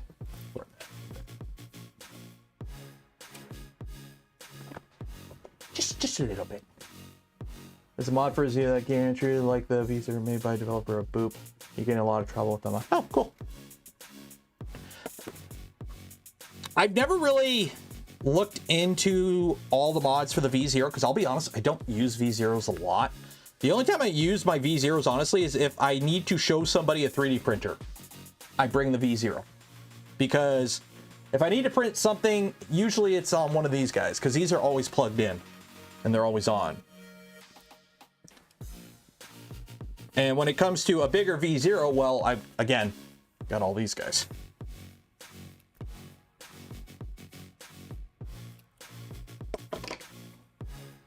If I had a printer upstairs, maybe a V0, but I don't because of the little guy, so.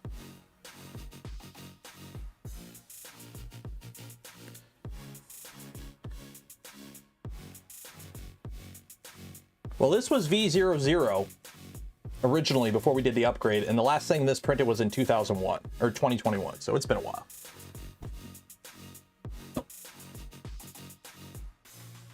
That looks like ass.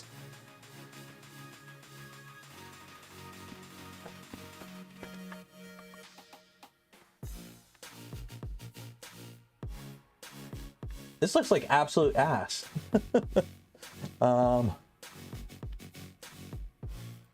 Compare generic ABS. I don't know.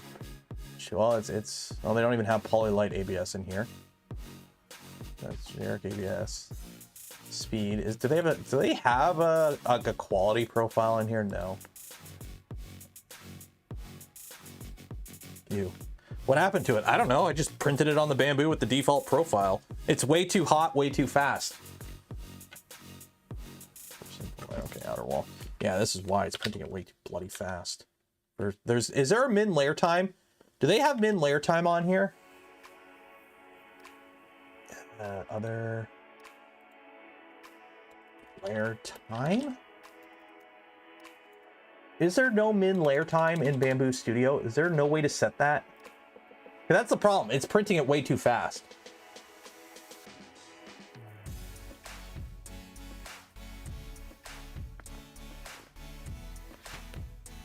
Spiral fuzzy skin, speeds. Is it in speeds? So now for overhangs, travel, layer time would be filament. Filament. Okay, confirm. Okay, where is the filament setting? Okay, layer time. Cooling. Cooling for first 3 layers. Okay, cool. Is there a minimum layer time? Min print speed. Oh, here we go. Layer time. No, that's for fans. So there is no min layer time. Printing quiet mode. Yeah, I'm going to do the cheat.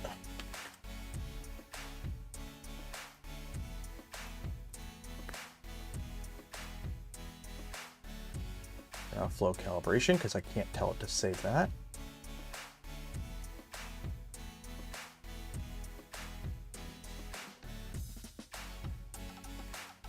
That looks like donkey doo-doo. And silent. And of course, here's the thing. If I do this, it'll jump back to 100. But if I leave this here and then don't click anything else, it'll jump to 50 when you start the print. Because you can't just, set it and forget it. I might have to. We'll see. We'll see. Maybe I'll have to fiddle with it. So many things the way it does, why can't, well, it's like that meme. Why can't you be normal? Why can't you just do it the way everyone else does it? The flat spot. The flat spot was on the bed. No, this is ABS. It's Polylite ABS.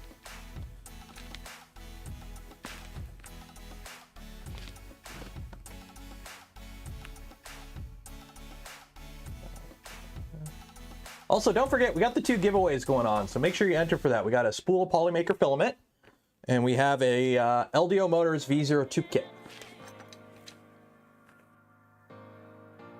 Salad fork was 18. Oh yeah, the printers for ants, I do not recommend using those as your first printer. The printers for ants are for people who want a fun printer building project. They're more of a niche thing. They're not meant to be like your first printer.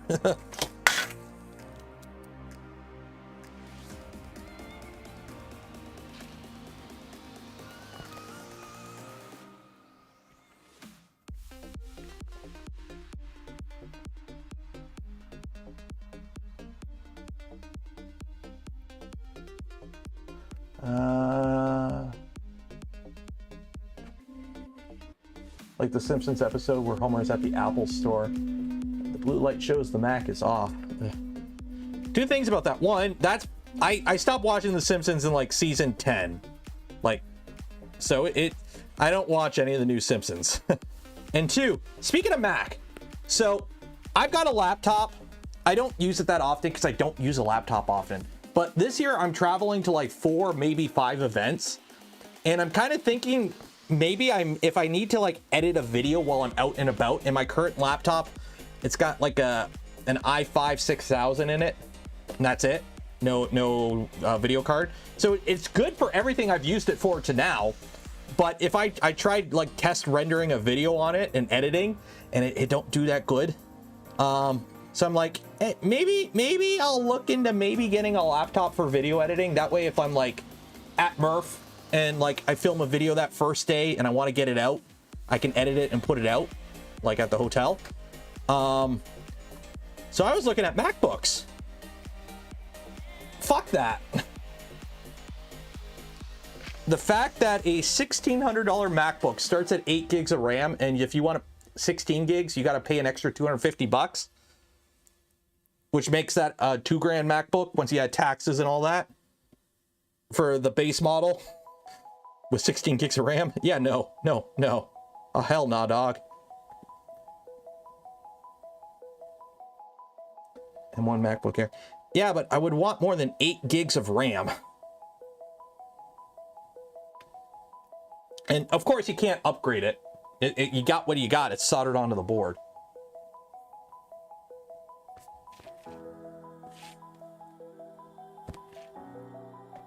Because the thing is, I don't know about you, but on my main computer, when I'm editing 4K, I'm using more than 8 gigs of RAM.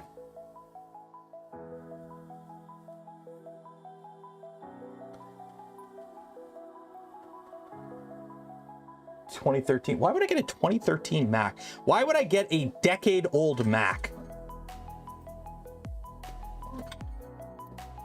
Like, I know Apple computers hold their value decently, but why would I get a decade-old Mac? Just so something can go on and I can send it to Louis Rossmann.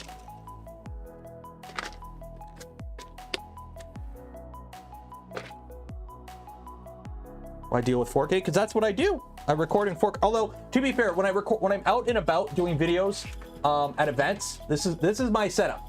When I'm not at home, if I record anything out and about, it's a GoPro Hero 10 with the media mod on a Volta, because I have essential tremors. I shake, so I need something with really good image stabilization. So this helps, and it's super light and easy, and it's got enough battery with the Volta to record pretty much the whole day if I need to. And then I just record audio separately. So this is my on-the-go setup. Also, I'm just me, so a tripod doesn't make sense. I can't, do the Joel thing and have, producer David with the camera. So. In your tuner Mac, you could care less about iMovie. I have a DaVinci license. I can install DaVinci on 2 computers. So I'm using DaVinci because that's what I use and that's what I'm used to, and I already have it. And I can put it on 2 computers with my license, so. Okay, so bleh. Red. Green. And black. Problem is, DaVinci really wants a video card.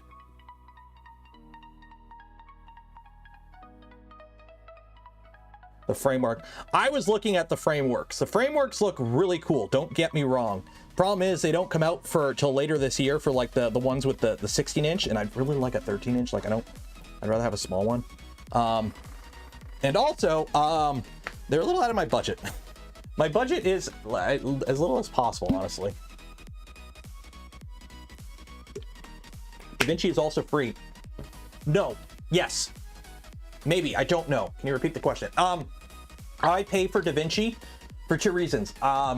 If you use DaVinci, the free version, I believe you're limited to 1080p, and you don't have GPU acceleration, which if you're editing 4K, you really want you need video card acceleration if you're editing 4K. So, Lenovo gaming laptop. Maybe. We'll see. Basically, Rocky Mountain Rep Rap Fest is going to be the trial for this, because there's a video I need to film pretty much as soon as I get there that I want to have out as soon as possible. So, if when I put that video out, there's 0 editing and it's all one take, the editing on the laptop did not go well.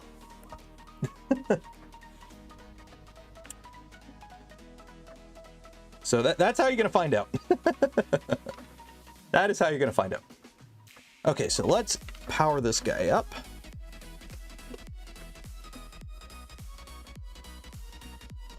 So I'm assuming, because there's no labeling, this is that. Okay. MSI. Yeah, we'll see. Who knows? Maybe I can luck out and get somebody to sponsor a laptop. That would be super cool. Does Framework do sponsorships? I don't think so. Does YouTube display 4K? Yes, YouTube will do up to 8K, or I think they do 12K actually. But yeah, YouTube is 4K. I watch everything on YouTube in 4K. You know, I got a 1080p monitor just for that higher bit rate. That's also why I do all my videos in 4K, even videos that I don't record in 4K, because it's a higher bit rate. When YouTube does its compression on a video, the higher the resolution the video and the higher quality the upload is, the less it crushes it. So if I upload a video to YouTube at 1080p and you watch it at 1080p, it will look worse than if I uploaded it at 4K and then you watched it at 1080p, because there's more data there. So you always want to upload to YouTube in the highest quality you can so that it crushes it less. So like even right now on this live stream, this is a 1440p live stream at 60 FPS. This is a 4K camera, so that this camera is downscaled, but this is 1080p. My mobile cam's 1080p, but I do that so that way I can upload to YouTube at 18,000 kilobits, and it crushes it less. The encoding doesn't take as bit or do as much damage as it does. So HDR and Dolby Color, the rest is the same. No, if you need GPU acceleration, you need the paid version. You can't do the free version doesn't allow GPU acceleration. I'm pretty sure. I think because that was like the reason I paid for it, if I remember correctly. Okay, so the problem with this board is it's a Big Tree Tech board, which means you can't see the labeling because it's on the bottom. Big Tree Tech E3V2. What is it? It's a Big Tree Tech SKR Mini E3V2. E3V2.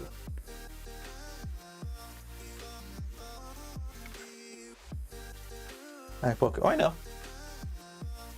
Like the only reason I would buy a better laptop is simply for video editing. I'd put DaVinci on it and do it video editing. That's it. That's the only reason I would buy one. Okay, so where is my labeling? Give me my, where's my labeling page? Where is my,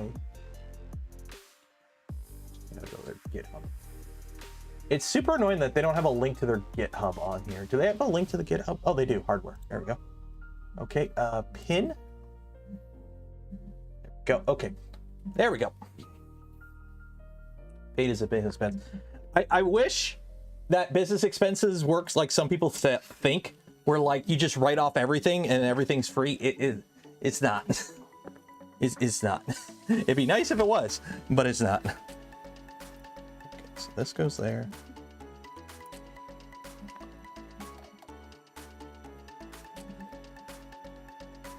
This one. It's there. Okay, so power is that one.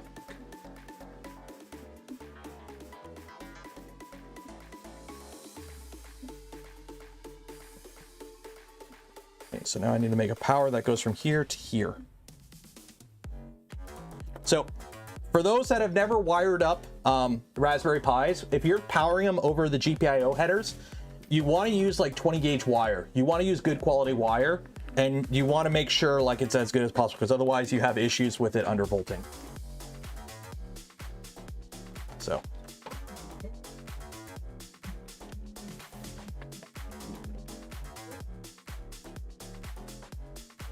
the LiDAR camera is dirty. It's always dirty. Twitch can do 4K, but sometimes, and only certain streams. Like, basically, you got to be a big streamer to get 4K with Twitch. And Twitch bitrate sucks. It's like 6,000. Like, if you watch anyone play a game that's like fast-paced on Twitch, it looks like garbage half the time.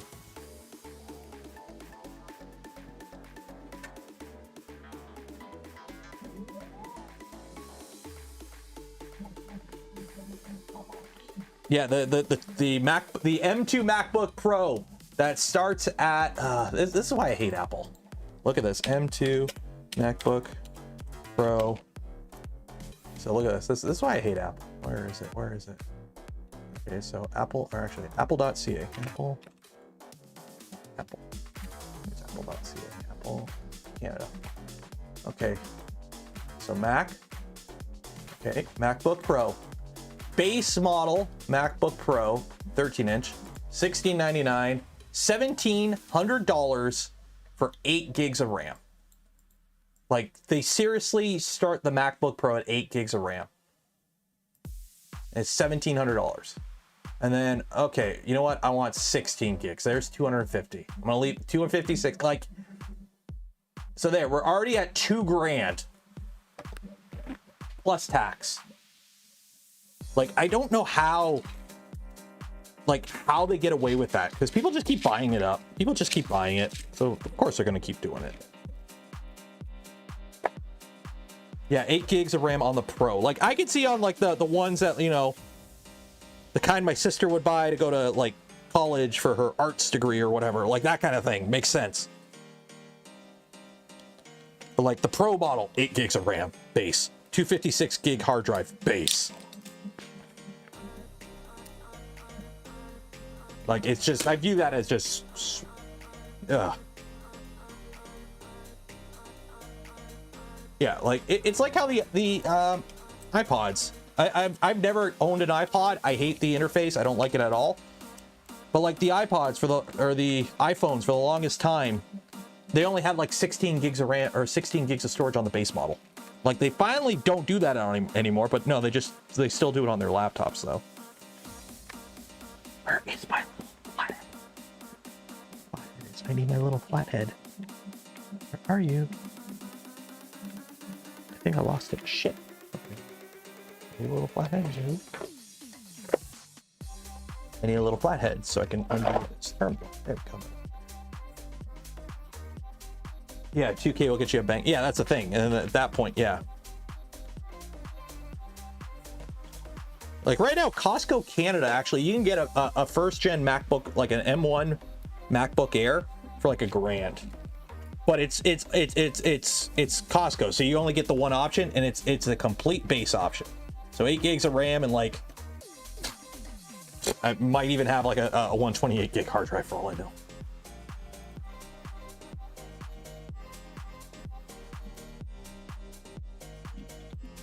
Yeah, this is kind of annoying. Which side is it? That's there? Oh, it's this side. Okay. Yeah, I'm like, wait a minute, this can't be right.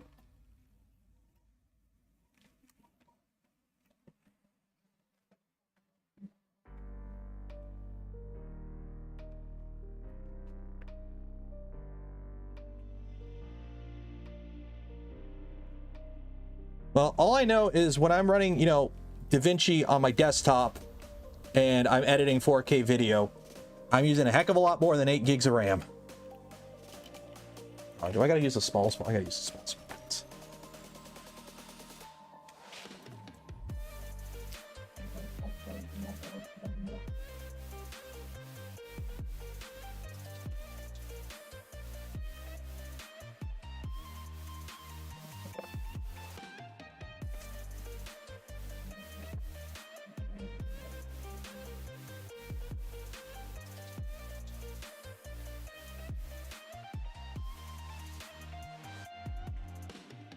Try the system. You don't like it, take it back. Well, firstly, I'm not gonna try anything first. This was just something I was kind of thinking about today.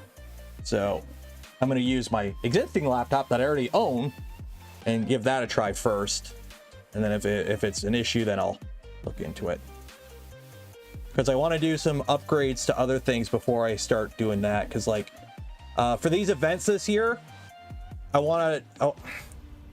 For last year's events, I used this for audio. So I had this at a Zoom H4n, and then I had a mic plugged into it, and a lav mic, and then I had a handheld mic. So when I was walking around doing interviews, I would give the person the mic. So I'm having that hang off my belt. I've got wires and whatnot. But for this year, I think I'm just gonna spend the money and get a dual lav setup, a dual wireless lav setup, and most likely the DJI one, just because it's better quality and it has built-in audio recording and noise canceling, and it's good up to 250 feet and a bunch of other stuff. So that'll probably be this year's upgrade for the channel in terms of stuff.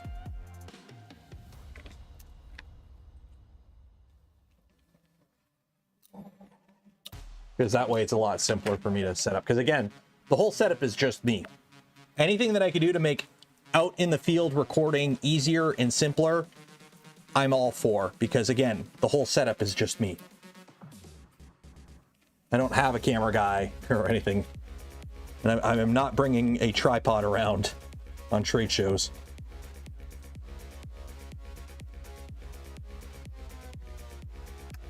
So this is 5-volt out.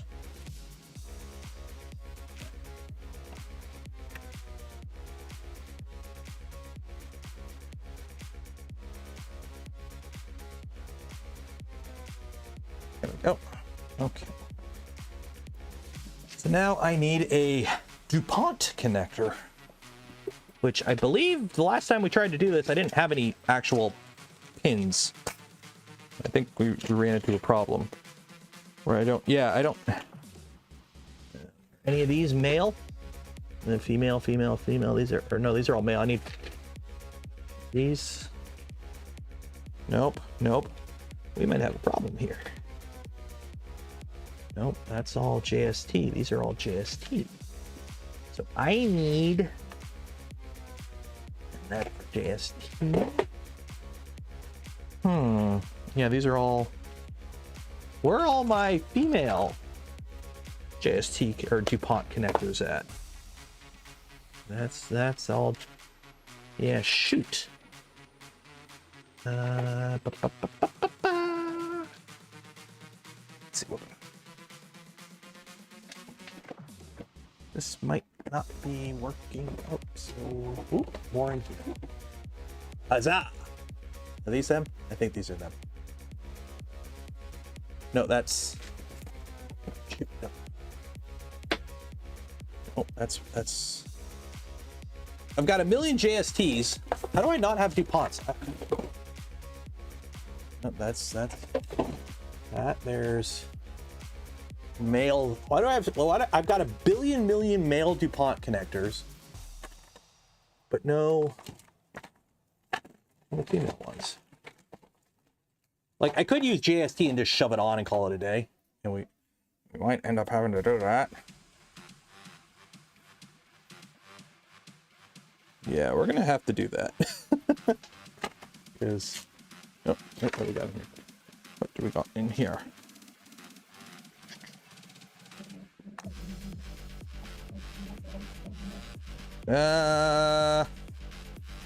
Screw it. Molex KK. Because that's what I got a bunch of here. YOLO. I think that'll fit. Molex KK will fit, right? Yeah, that'll fit. Okay, so where are we connecting it to on here? RPI, 3 pin out. So I make sure I connect to the right one. So it's up by the top and it's those two. Okay. So those are going up to the top.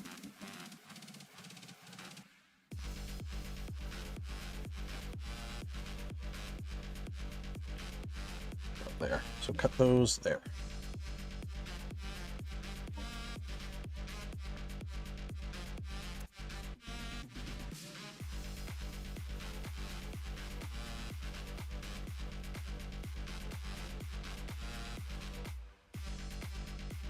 I'm honestly happy the power hasn't gone out.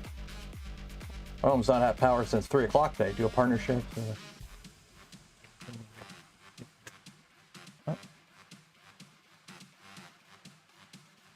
No, it's a mod.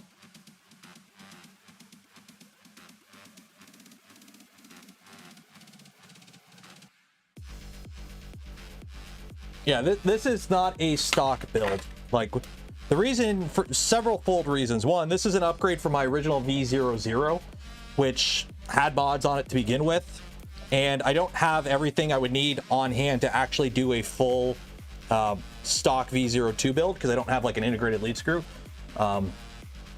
So we're doing the mod, a Kirigama bed, Picobillical. We're just kind of using this as an excuse to show off a bunch of mods that exist out there for the ecosystem.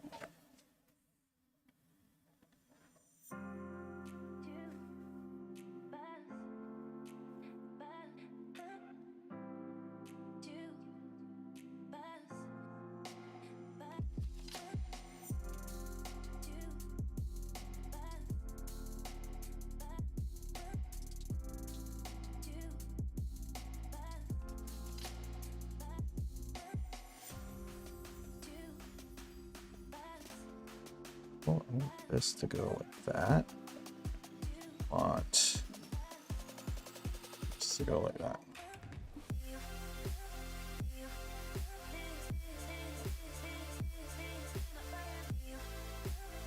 So you're gonna come out and you're gonna plug in right there.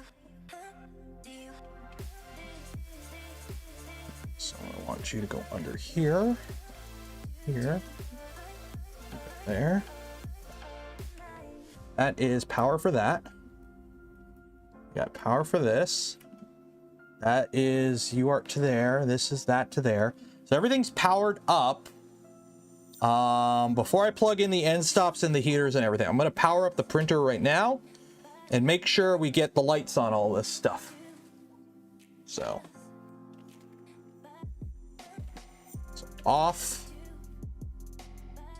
In just to make sure. So that's positive, negative. USB, that's positive, negative, and we'll skip that first pin, which is correct. That is ground 24 volt, and that's 5 volt out and ground. Cool, cool, cool. Power. Sweet.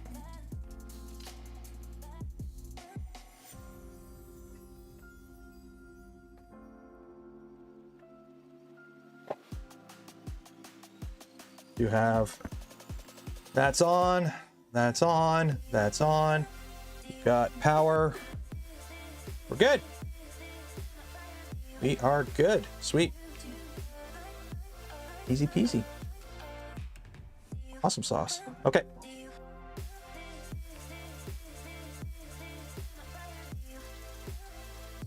Off. Sparky, sparky boom time. Nah. Now we're past that point. We're in the age of things somewhat working occasionally. Sometimes.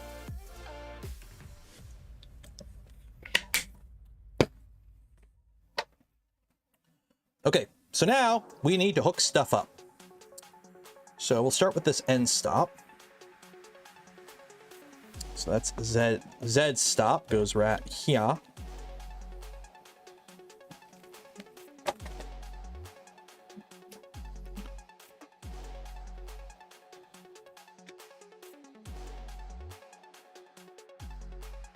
Big bada boom. Boom, big bada boom. Now I gotta watch Fifth Element again.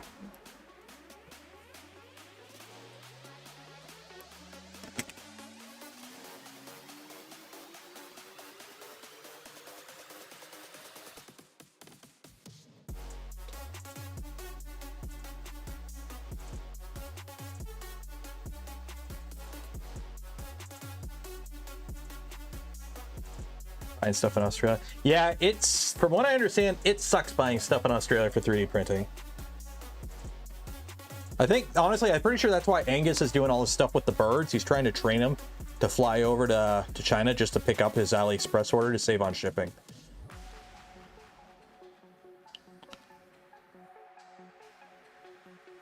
That's what I think he's up to.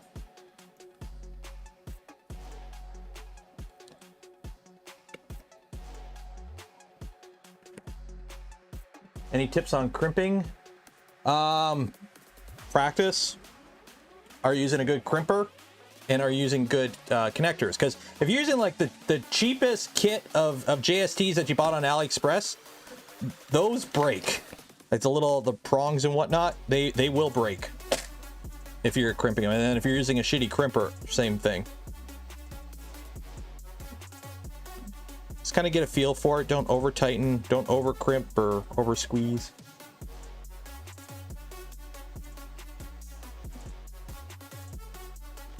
Color combo. I am super happy how good these colors came out.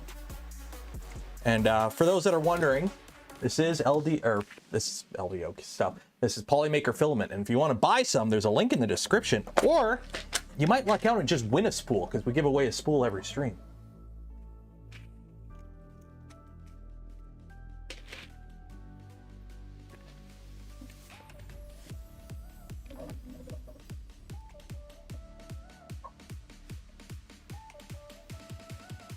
Where are my tweets?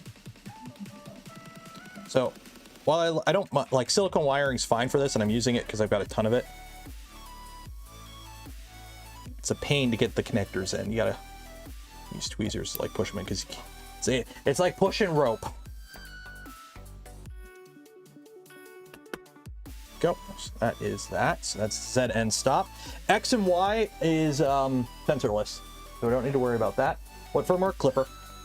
That's why we got the Raspberry Pi and the Picobillical. We're gonna have three things plugged. We're gonna have this printer.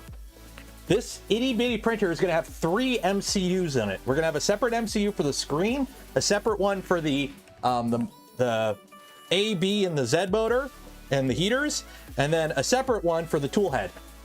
So we have 3 MCUs in this printer. So yeah, we're running Clipper.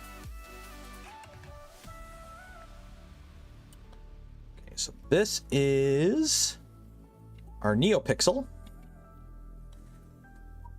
Okay. So how's the NeoPixel wired? NeoPixel. Pixel. So ground, E8, 5 volt. Okay, so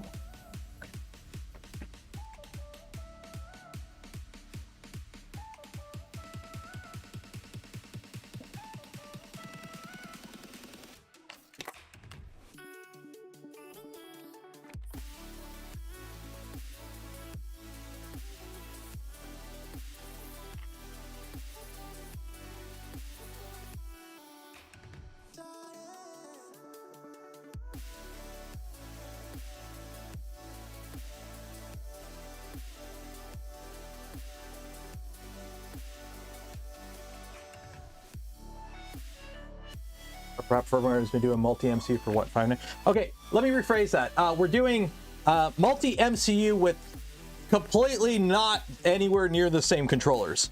With RepRap, which can do it, and it's great. Don't get me wrong. I love or Duet boards. You have to use Duet boards. You're limited to your options to what they what they offer. Whereas with Clipper, we got, this is an SKR Mini E3. This is a Picobillical with an RP2040, and then the display has a what does this display have? I don't know, some Atmega or Atmel STM32F something. So yeah, they're all different boards from different manufacturers, and they're all running off a Raspberry Pi. So yeah, you're not doing this with RepRap. Hey, Maker Viking.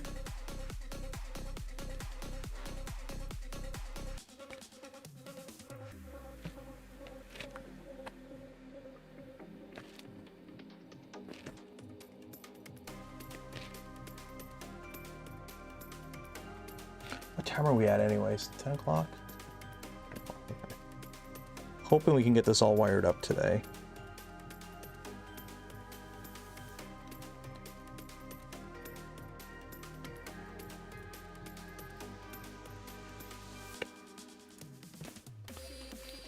What do we got left? We got the bed, the heaters, or actually no, just the bed pretty much.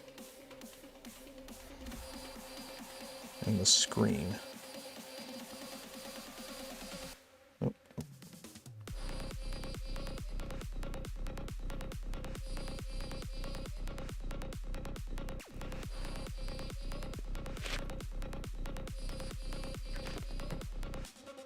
Okay.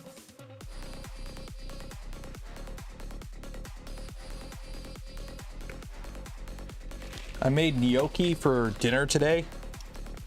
It's been a while since I made it, so I use store-bought gnocchi, but I make my own pasta sauce, and I kind of screwed up and put a little too much garlic in it, and not like minced garlic.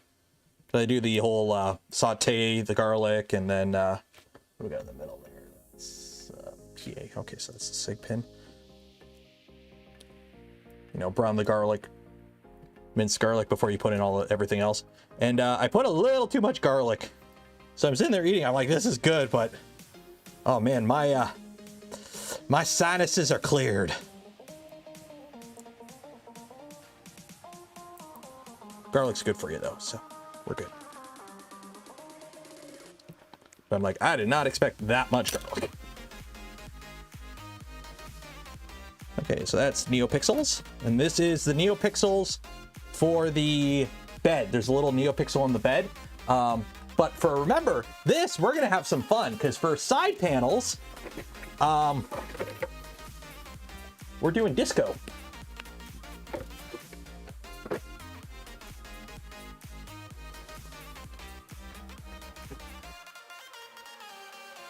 Okay, so this is thermistor bed.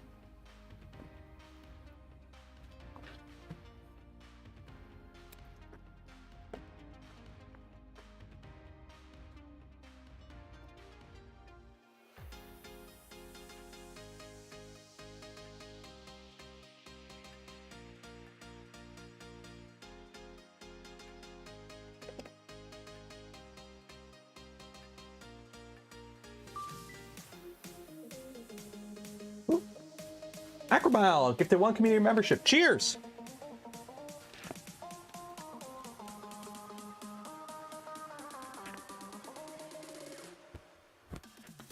Also, I think it's because I made the sauce a little bit thicker than I normally do, because it was for gnocchi.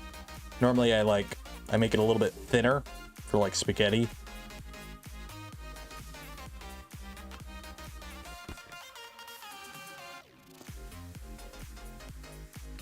So I'm thinking it was like a combination of the two. What is the bed using? It's a 24-volt bed. It's a Kirigama bed mount.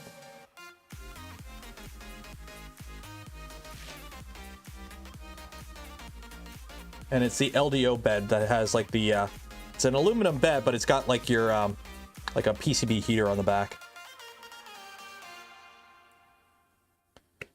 So you don't have the heater pad anymore.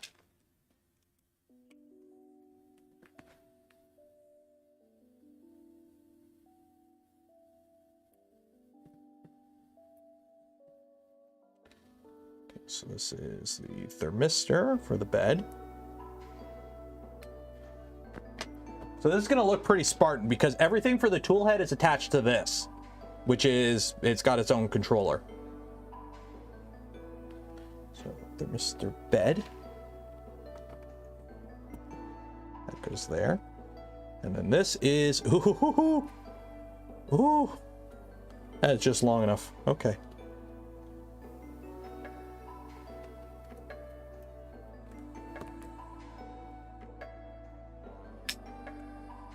This is the heater for the bed.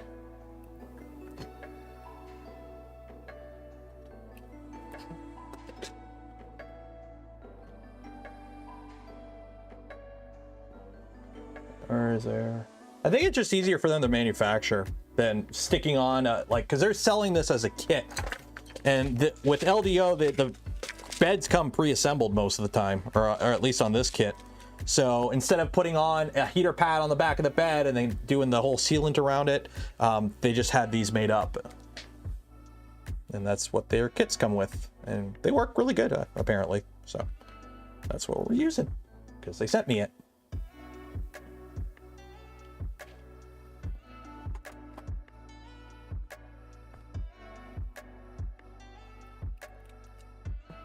Yeah, this is a, it's 100, yeah, 24 volts, 100 watts.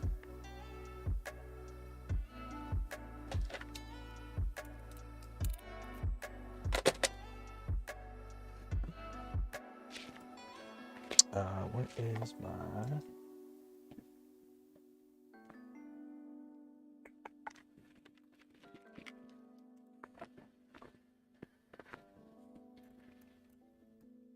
No, that's too big. Too big.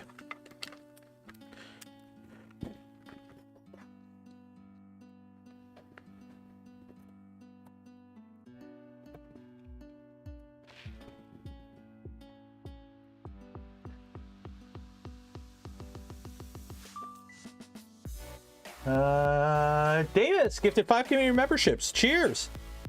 You got to be careful tightening these, by the way, on the Big Tree Tech SKR minis. These can break off if you like tighten them down and then you keep tightening. Yeah, you'll break these off the board. It sucks. I've seen it.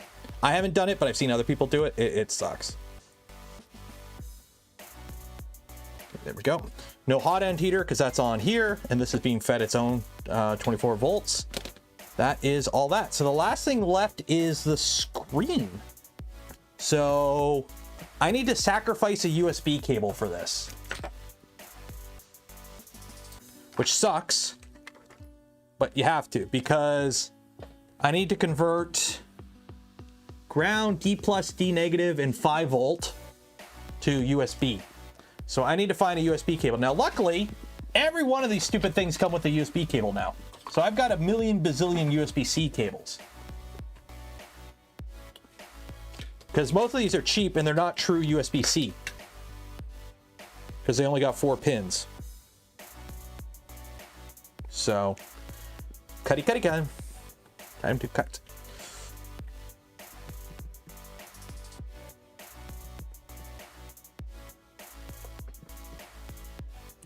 So if you go there, you come out there, and you come down to there. Right about there. We shall see if I'm getting screwed here or if this works. So.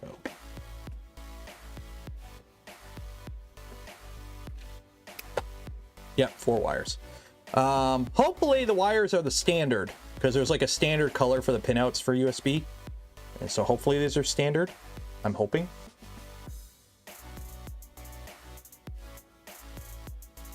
The stepper wire to the Pico. Does the Pico have its own thing for USB? No, that's neopixel. And that's neopixel. Motor. No, there's a motor thing. What do I even have on the Picobillical? What's the Picobillical? What do I even have for hookups on here? Because I've seen a bunch of stuff I am not using. Picobillical. So, okay, so there's the power and the tool head. Okay, but what is on the Picobillical? Is there V0 umbilical? Okay. So where is the... Is there a pin chart? Pics, images, pinout. There we go.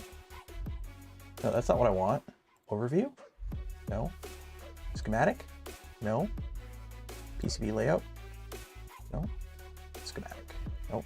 Toolhead PNG? No. Little connector? No.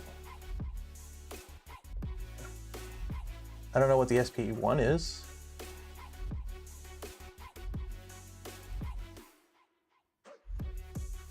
And there's your, okay, so there's that. Okay. So part cooling, hot end, thermistor. But mine's different. Yeah, this is different. Yeah, this is a completely different thing.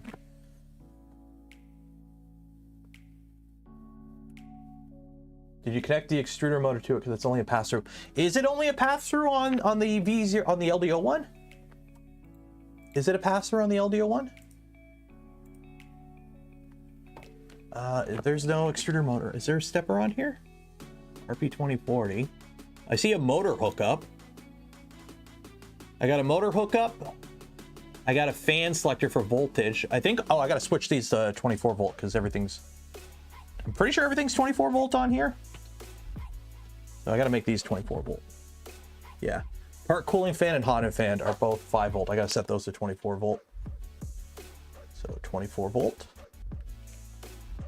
I'm pretty sure the one that comes with this kit is 24 volt. Should be. Okay, so we got that. We got that. So yeah, that is a, yeah, oh yeah, that is a pass through. So yeah, I'm gonna have to extend that motor. Yeah.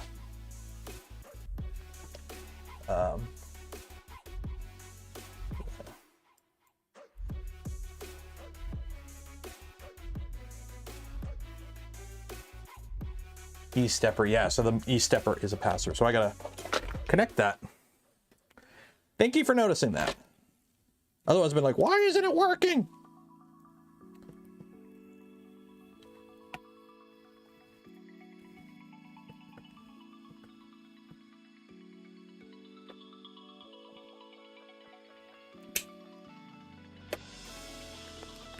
I mean, that makes sense. You save the cost of a stepper on the Picobillical by just having a, because you're going to have the extra motor anyways.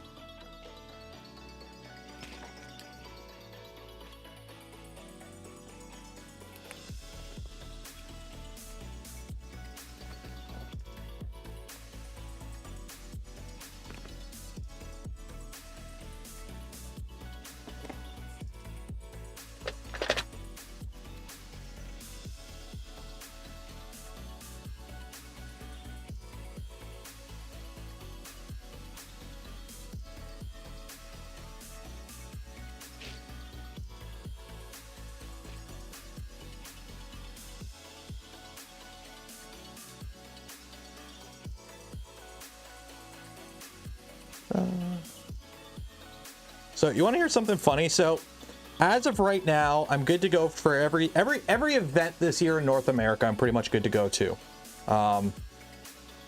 Rapid, Earth, Murph, and Rocky Mountain and Rumurf, we're good. But Smurf in England, I'm trying to figure out how to make that possible. I really want to go.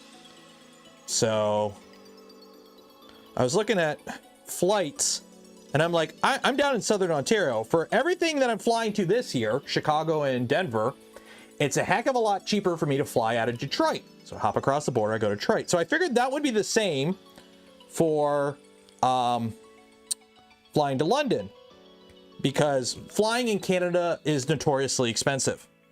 So I'm like looking at flights out of Detroit. So Detroit to London, England, is about $2,000 Canadian, there and back, round trip. Just for shits and giggles, I put in flying out of Toronto. It's like $950 there and back, Canadian. All prices Canadian. So it's less than half to fly out of Toronto. Now here's the thing, Toronto is a 4-hour drive north of me. So drive 4 hours, fly out, pay for parking for the whole time I'm gone, which is not cheap. But here's the thing, just for shits and giggles, I put in fly out of Windsor, where I live. Well, I live near Windsor, which is a small regional airport. So I'd have to fly from Windsor to Toronto on one plane, get on another plane and fly to England, and then do the same thing back. Yeah, that's like $1,100. So yeah, if I want to fly to like in Canada, it's stupid expensive. But flying to, you know, across the ocean, yeah, not bad. So I'm like, this might be possible if I can get a sponsor to cover it. This might be viable. Because, let's see here.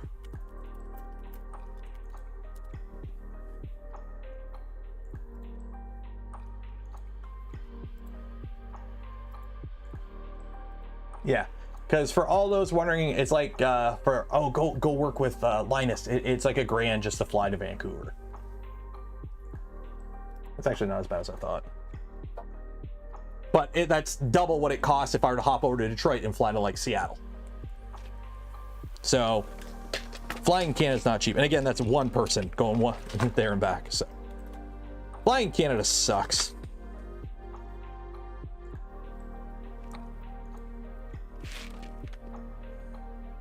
But a sponsor, if I can get a sponsor, that's the thing. I don't want to be that guy hitting up the same sponsor constantly.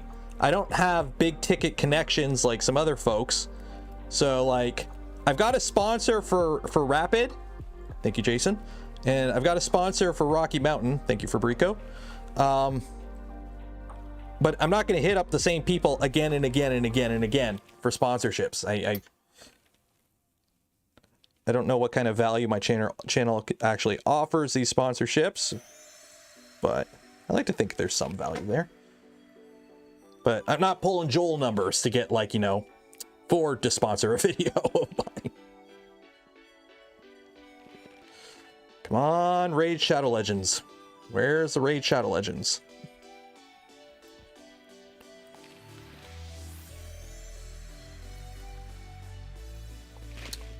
There we go.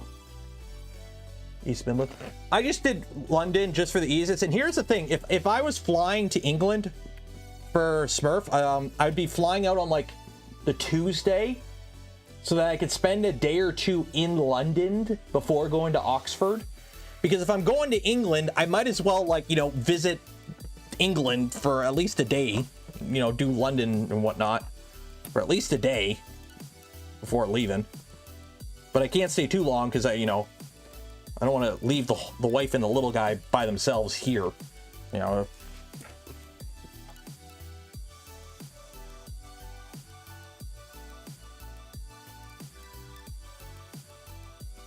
So that's the thing. It's funny. I where I live right now, I'm not near anyone, but I'm in the middle of all the events, so I can pretty much drive anywhere for most of the events. Like, I planned on the only reason I'm flying to Chicago is because I won't have my new car before then. If I was guaranteed I was gonna have my new car before Rapid, I wouldn't be flying. I'd be driving.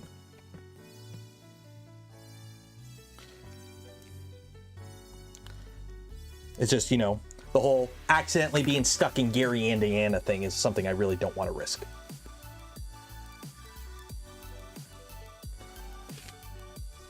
Also, Oxford's like 30 minutes from Diddley Squat Farms.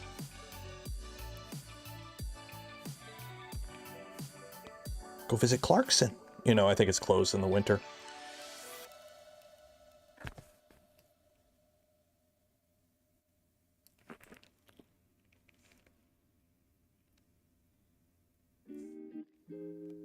This is the last thing I have to do, is the USB cable.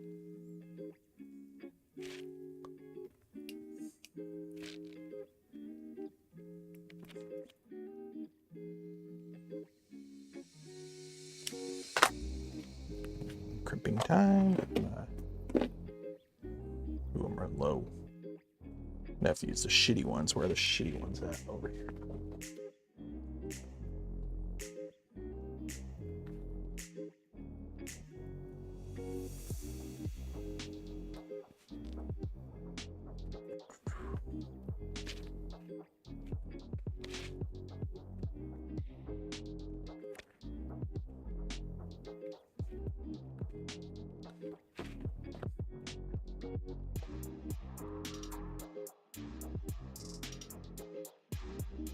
Go.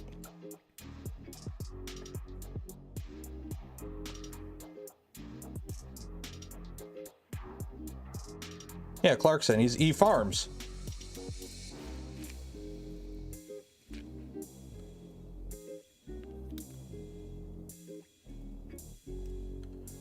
Go watch Clarkson's farm. You get a new appreciation for farming and a hate of small British town councils.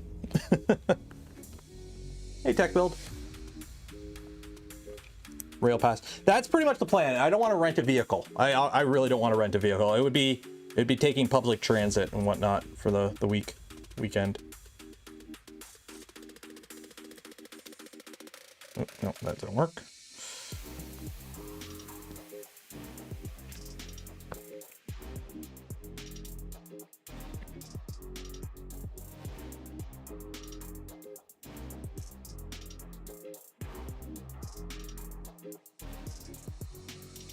What are we printing today? Wires that don't want to stick to anything. Can I not strip this enough or something?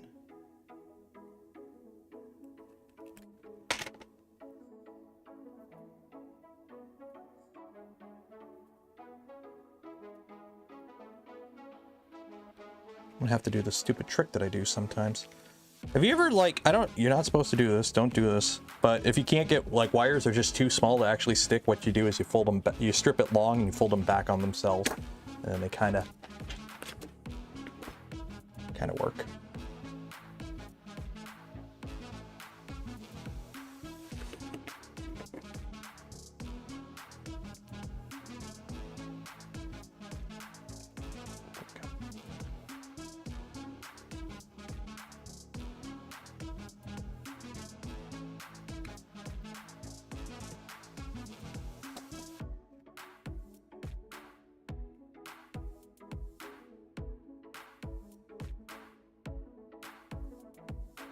Collab with LTT.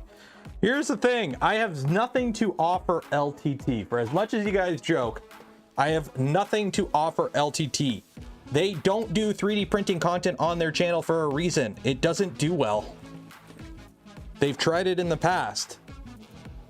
So there really would be nothing that I could offer LTT to be worth a collab over.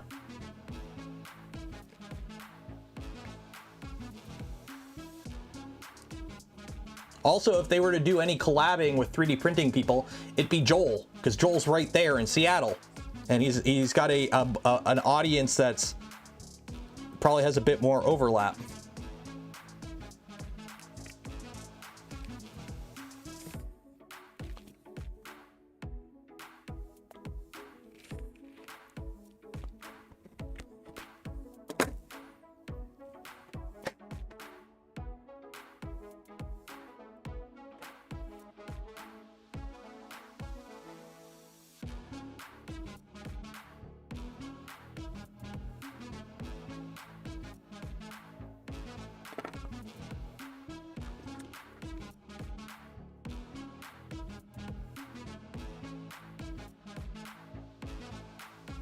There we go.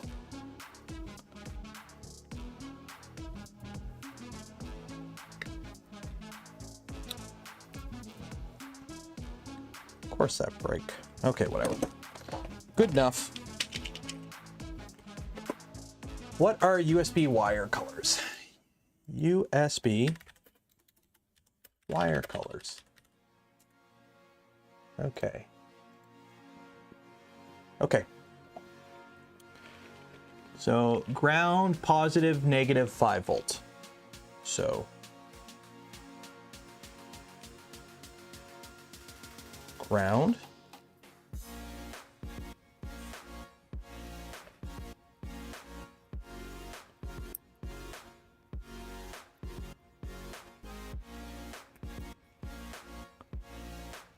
positive is green. Negative is white. And 5 volts.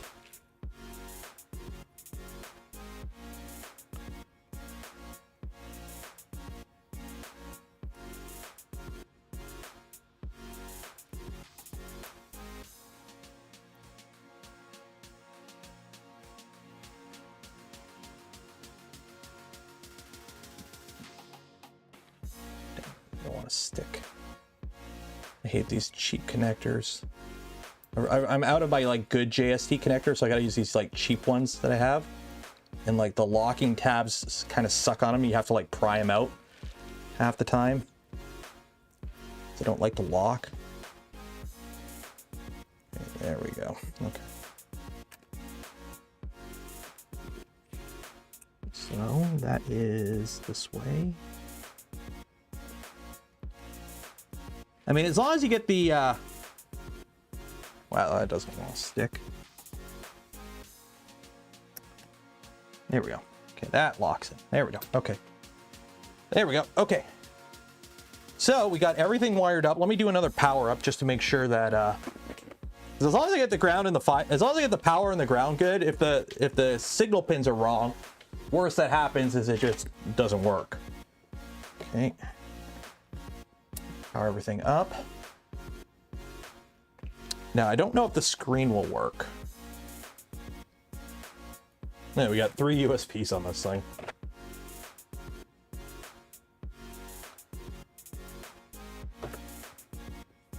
Don't think the screen will power on. Yeah, I got nothing on the screen. And there's nothing plugged into the Picobillical, so.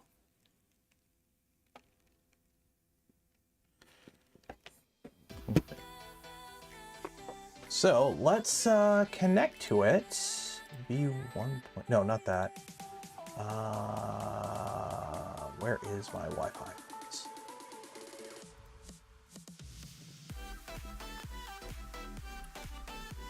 So now we wait for it to connect to the Wi-Fi.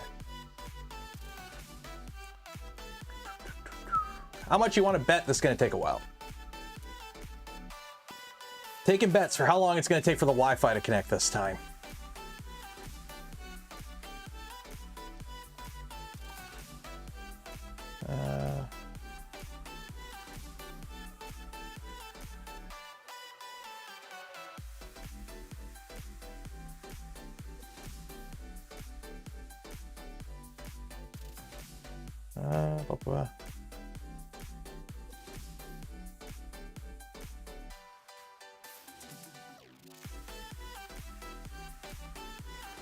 Ooh.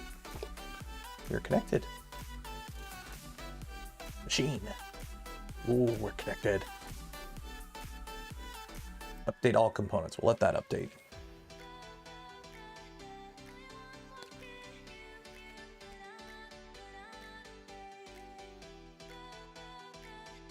What are you going on about, Dianos? What?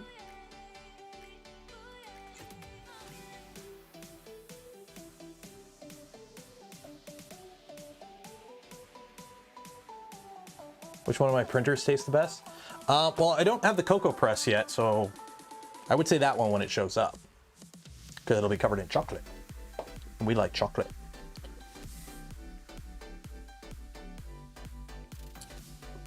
It's looking pretty good. I can dig it.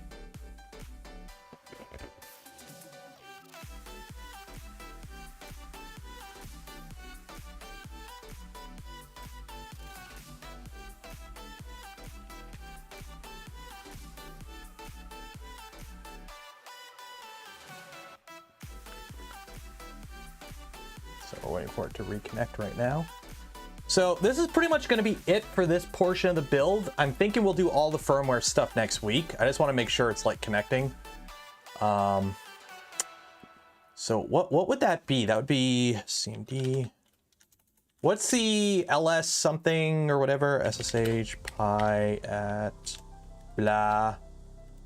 Yes. Raspberry.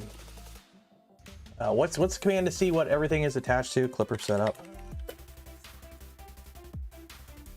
What is it? What is it? What is it? Okay, clone, blah, blah, blah, make ls serial by ID.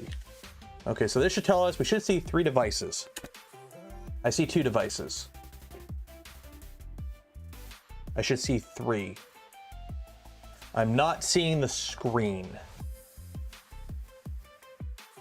I'm not seeing the screen. Why am I not seeing the screen? Oh, wait. STM, what is that? STM32F04? STM32103. Okay, it's not seeing this because this is flashed with Clipper, but it's an old, outdated version of Clipper. So it's not seeing this. I think. Because this is showing an F04, or maybe that is that. Well, here I can figure this out. Unplug that. Run that command again. Okay, yeah, so it's yeah, okay, so it's not seeing the SKR because that's running an old version of Clipper, I think.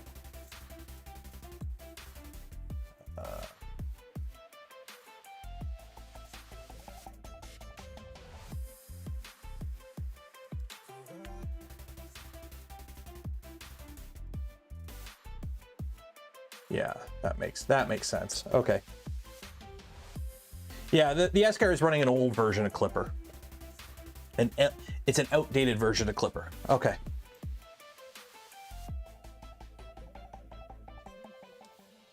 Yeah, that makes sense. I think that makes sense. I believe that's what makes sense. Let's see, stop, shut down. Wait, that's the wrong printer. Oops. I shut down the wrong printer. Oops. Okay, so we're all up to date there. Okay, shut down this printer. Shut down. There we go. Why'd I turn this off? 1, 2, 3, 10. Go. Okay. Turn this off. Cool. So now we make it look pretty. Okay, that came out much better. That came out much better this time. Doesn't look like poo-poo.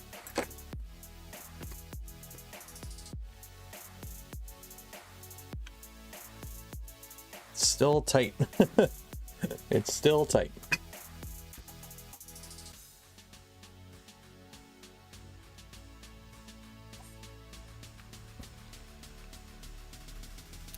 Ah, that's not going on good.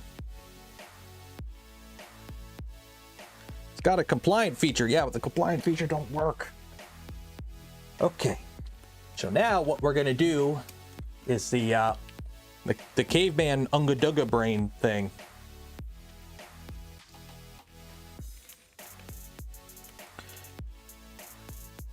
So that's 6 mil. What do I got close to 6 mil in drill bit sizes? And it's gonna go undersize a little bit. That's over 6 mil.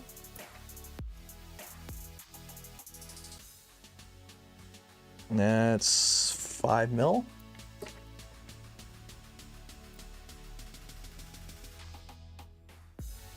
.5. Yeah, this might work. So yeah, I'm thinking the knob I have on here, because this is an old revision of the board of the display. So I'm thinking that's why.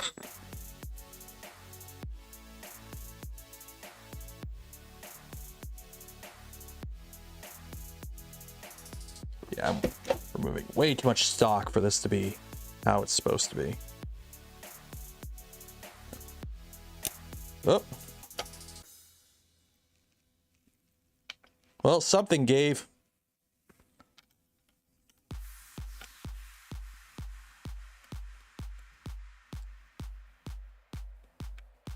There we go. Okay, I can bottom it out. So now it's too deep. Need to put something in there so it doesn't bottom out. Oopsie doodles. Wait, I got two. Where's the other one? So there's supposed to be a compliant feature. How does this work?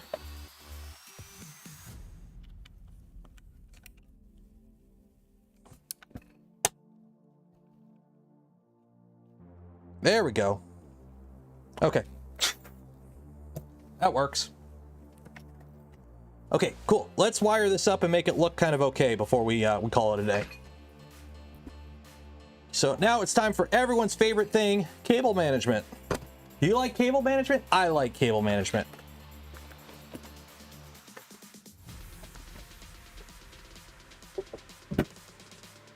Okay, so while we do cable management, make sure you enter for your chance to win some filament in a V0.2 giveaway kit or upgrade kit.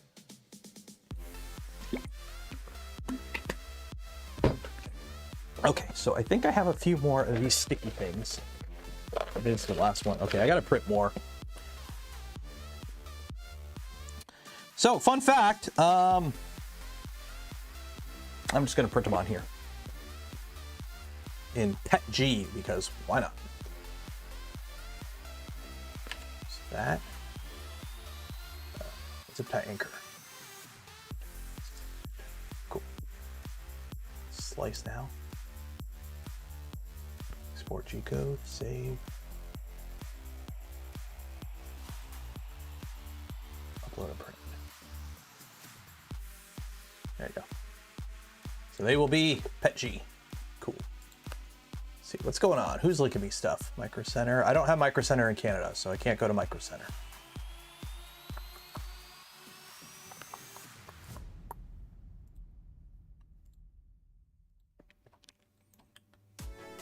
SKR in UART mode? It might be. I can't remember what mode it's in. I'm gonna have to flash it from stock. Yeah, it might be in UART mode, because that might be in UART mode. I'm not sure. It was working before in the previous setup, which I actually had it connected by, yeah, it was UART mode. The SKR is flashed to UART mode, that's why. Because it was connected to a Raspberry Pi Zero originally. So that would explain it.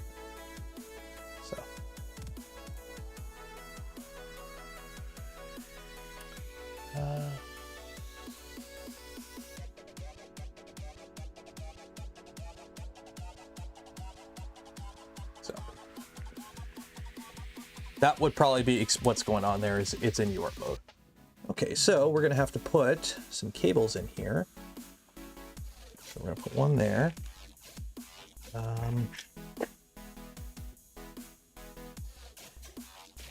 I kind of like wiring at times. It's therapeutic, I believe. Yeah, it's a little boring, don't get me wrong, but it you know, it can be relaxing, especially when you have a fine group of folks to chat with. That's you guys.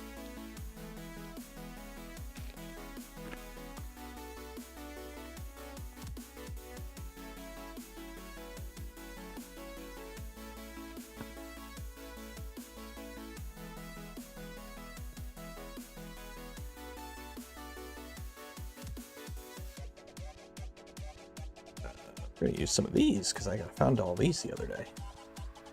So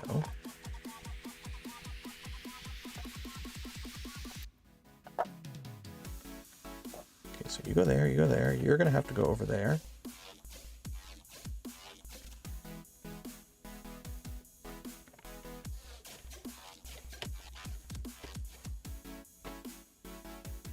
You can go through here. You're going there, you're going there, you're going there. Okay.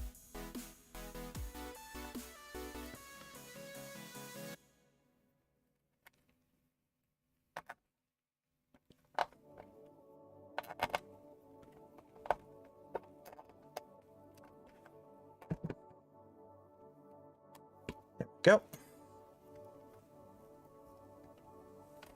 When in doubt, zip ties.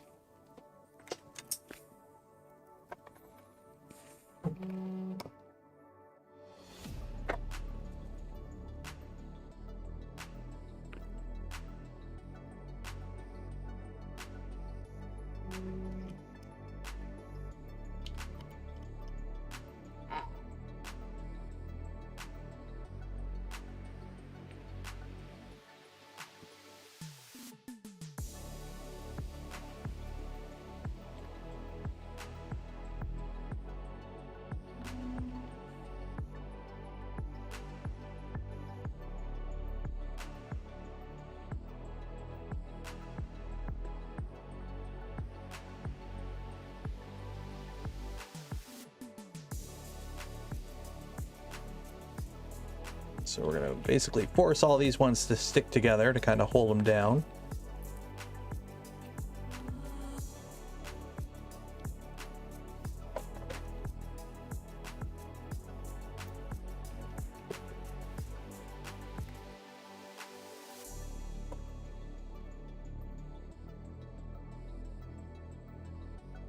And this one, we're going to use a zip tie underneath here to kind of force this to kind of hold this wire in.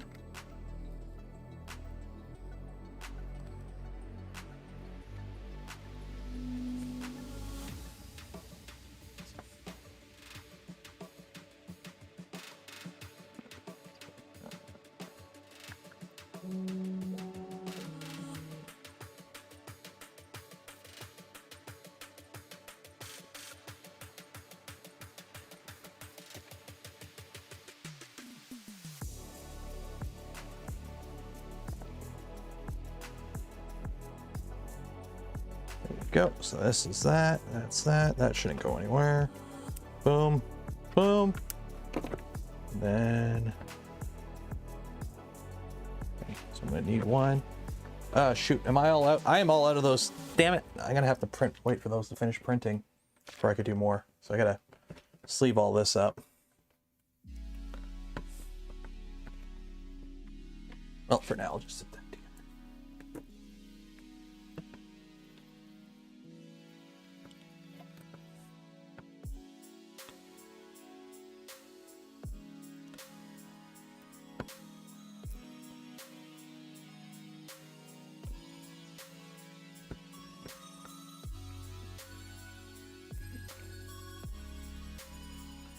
There we go. Okay, so this is that. There's that. We got that there. So we only got the USBs for all that. Screen's down there. That's got to be flashed with Clipper, so I'm gonna have to plug that into a computer actually. So I'll plug that and connect it via. This is a Pico.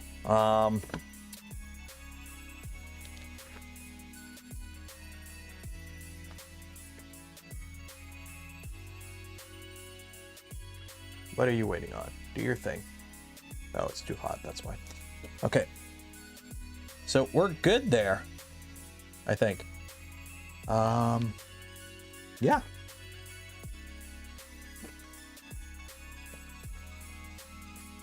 So this is what this looks like. That. And then there's underneath. That looks acceptable.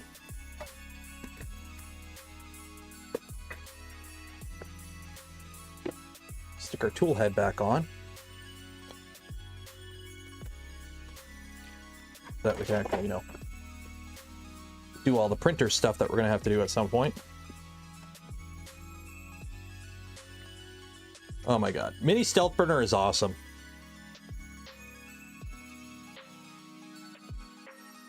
Like, ready? Boom. Oh, screw back to. There you go, tool head mounted. Look how quick that is. Boom, done. Easy peasy. And we got a little connector for an 80XL, which I don't know where I have that at, but I have that somewhere. I mean, I could, you know, just for shits and giggles, I can use my normal 80XL mount that I use for everything with the Raspberry Pi Pico, and that way we'll have 4 MCUs on this bloody thing. CAN bus? No, it's not CAN bus.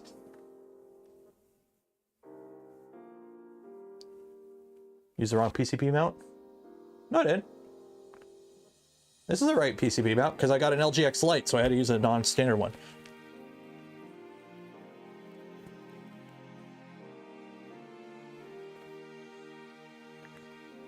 Yeah, this is a non-standard one because I've got a thing.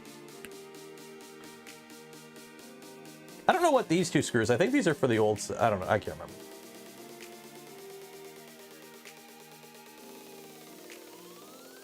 There are 2 screws in the back. I don't know. Well, this is what I have, so it's fine.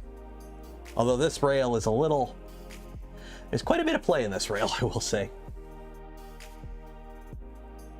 Anyway, it is what it is.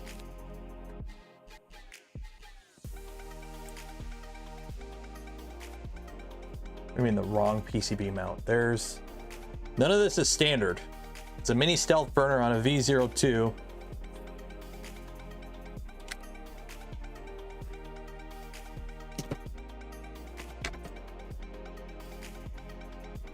The Honey Badger rail.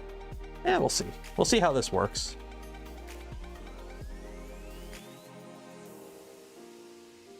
Is that the whole rail moving?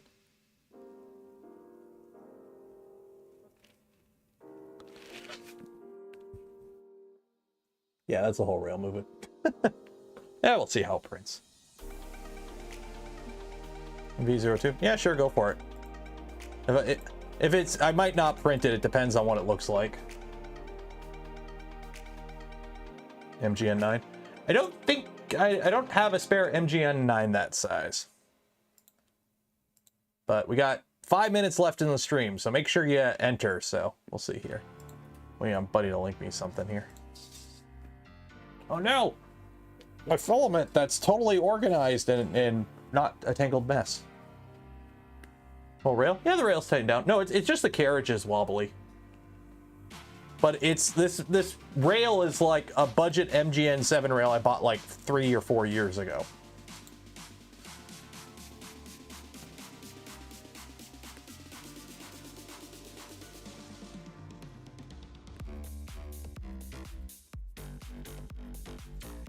Looks cool. Here's the LGX Lite. Screw in the back. Let's see what this is. Oh. So it's like extra reinforcement. Well, I'm honestly not too concerned with the current setup. I don't think I'm going to bother with this. There's a million different unofficial mounts. So.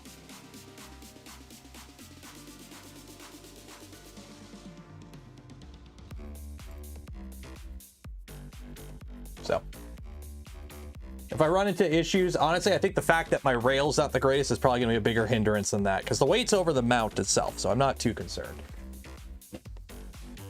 Top hat cam lock? It would appear I am. I don't know where that went. That's... I'm going to have to print a new one.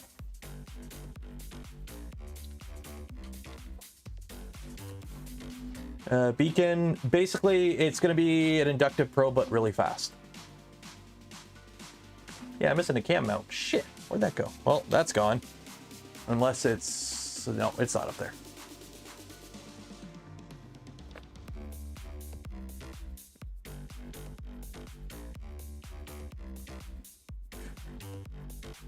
Teal and purple. Yeah, I'm really happy with the colors for this, honestly. Like, this turned out really well, I think.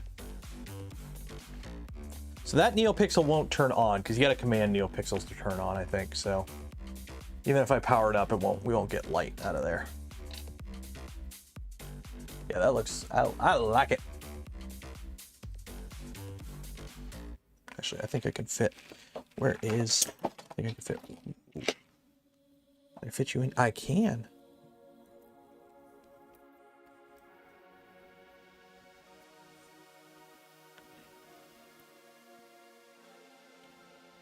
There we go.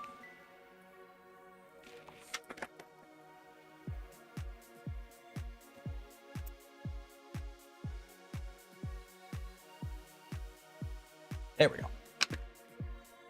Dragonflame gifted 5 community membership. Cheers. There we go. Awesome possum.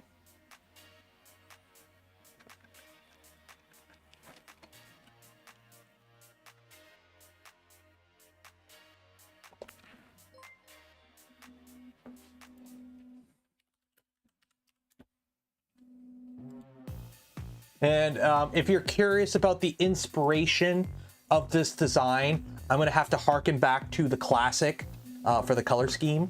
So this is what the original intent was. This is basically what we went for.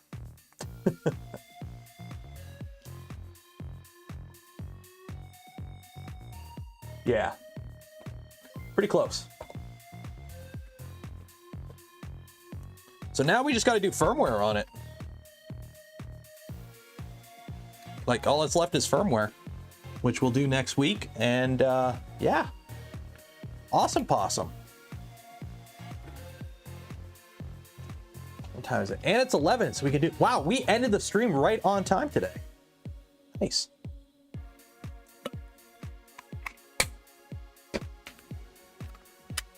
So let's do those giveaways. So we got 2 giveaways tonight. So we will do the... We'll do the upgrade kit second. So I'm going to leave the upgrade kit one open. So if you want to win a V0.2 upgrade kit, you can still enter. But we're going to do the filament giveaway right now. And of course, Delmar Franks is the first to enter. Like always. How? You sit there hitting refresh?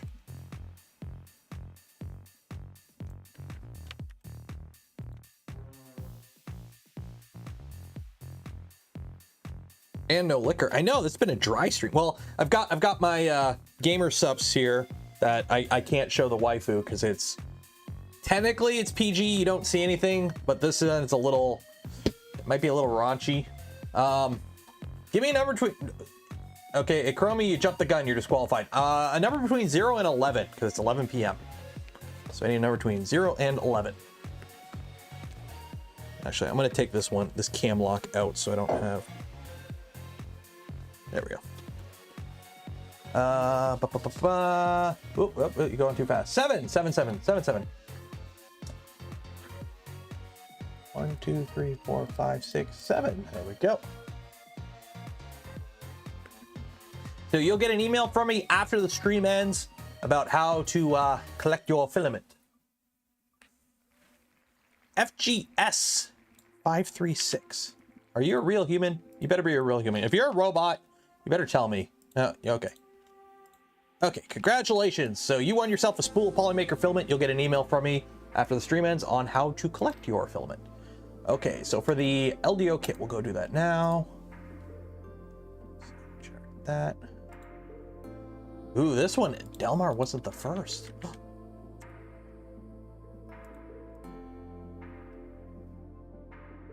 Okay, now for this one, I'm going to forward your email and contact info to Jason. He'll contact you. I don't know when, probably in the next week or so, because it's the weekend. And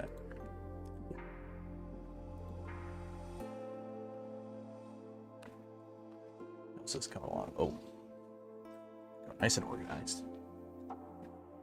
There we go. Okay, cool. Give me a number between 11 and 15. Because why not? 11 and 15.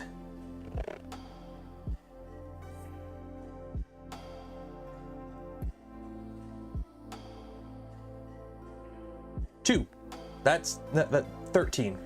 1, 2, 7, 8, 9, 10, 11, 12, 13. Round and round she goes. Where she stops, the computer already knows. Because it's a computer and it knows everything about everyone. Soft L. Soft L. So is that like a Soft L? Congratulations. You won yourself a V0.2 upgrade kit. So you will get an email from Jason. I'm going to forward your information to Jason and they will reach out to you. Okay, so that is it for the stream, I think.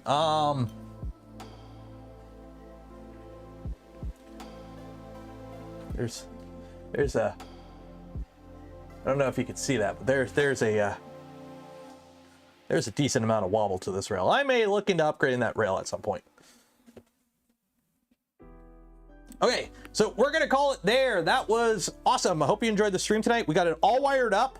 So that means next stream, next Saturday, we will be doing configuration stuff all stream.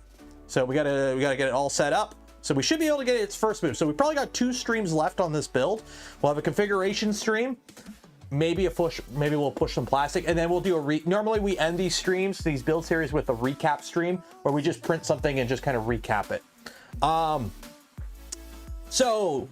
Coming up this week, Tuesday is Rat Rig Tuesday. We're doing more wiring on the Rat Rig. Hopefully finish up the wiring on the Rat Rig on Tuesday. On Friday, this Friday coming up, is the community contest stream. So every month we do a community contest. Make sure you join the Discord, enter. It's a different theme. This month is samples and like the remainder on the spool. I want to see small prints basically. There's 2 categories. Enter there. It's easy. Anyone can enter. You don't have to design anything or whatever. So that, and then there will be the members only stream this month. So probably either Wednesday or Thursday, I don't know exactly when, there will be a members only live stream, probably around noonish Eastern time. So if you're on the Discord, which you should be if you're a member or Patreon supporter, keep an eye out in the channel, in the Only Bench Yacht Club channel. So I'm going to end it there. Shout out to LDO Motors for the V0.2 kit that we gave away. Make sure you check them out at wherever Voron parts are sold. Also shout out to Polymaker for the spool of filament that we gave away this stream. Check them out and more. Links in the description, affiliate links. They don't cost anything extra, go a long way in supporting the channel. And for those that donate to the channel, became members of the channel, or gifted memberships to others, I thank you. I would not be able to do the things I do, create the content I create, without your continued support. You make it all possible. So yeah, we're going to end it there. Be safe out there. Wash your hands. Enjoy the rest of your weekend. Cheers. Good night.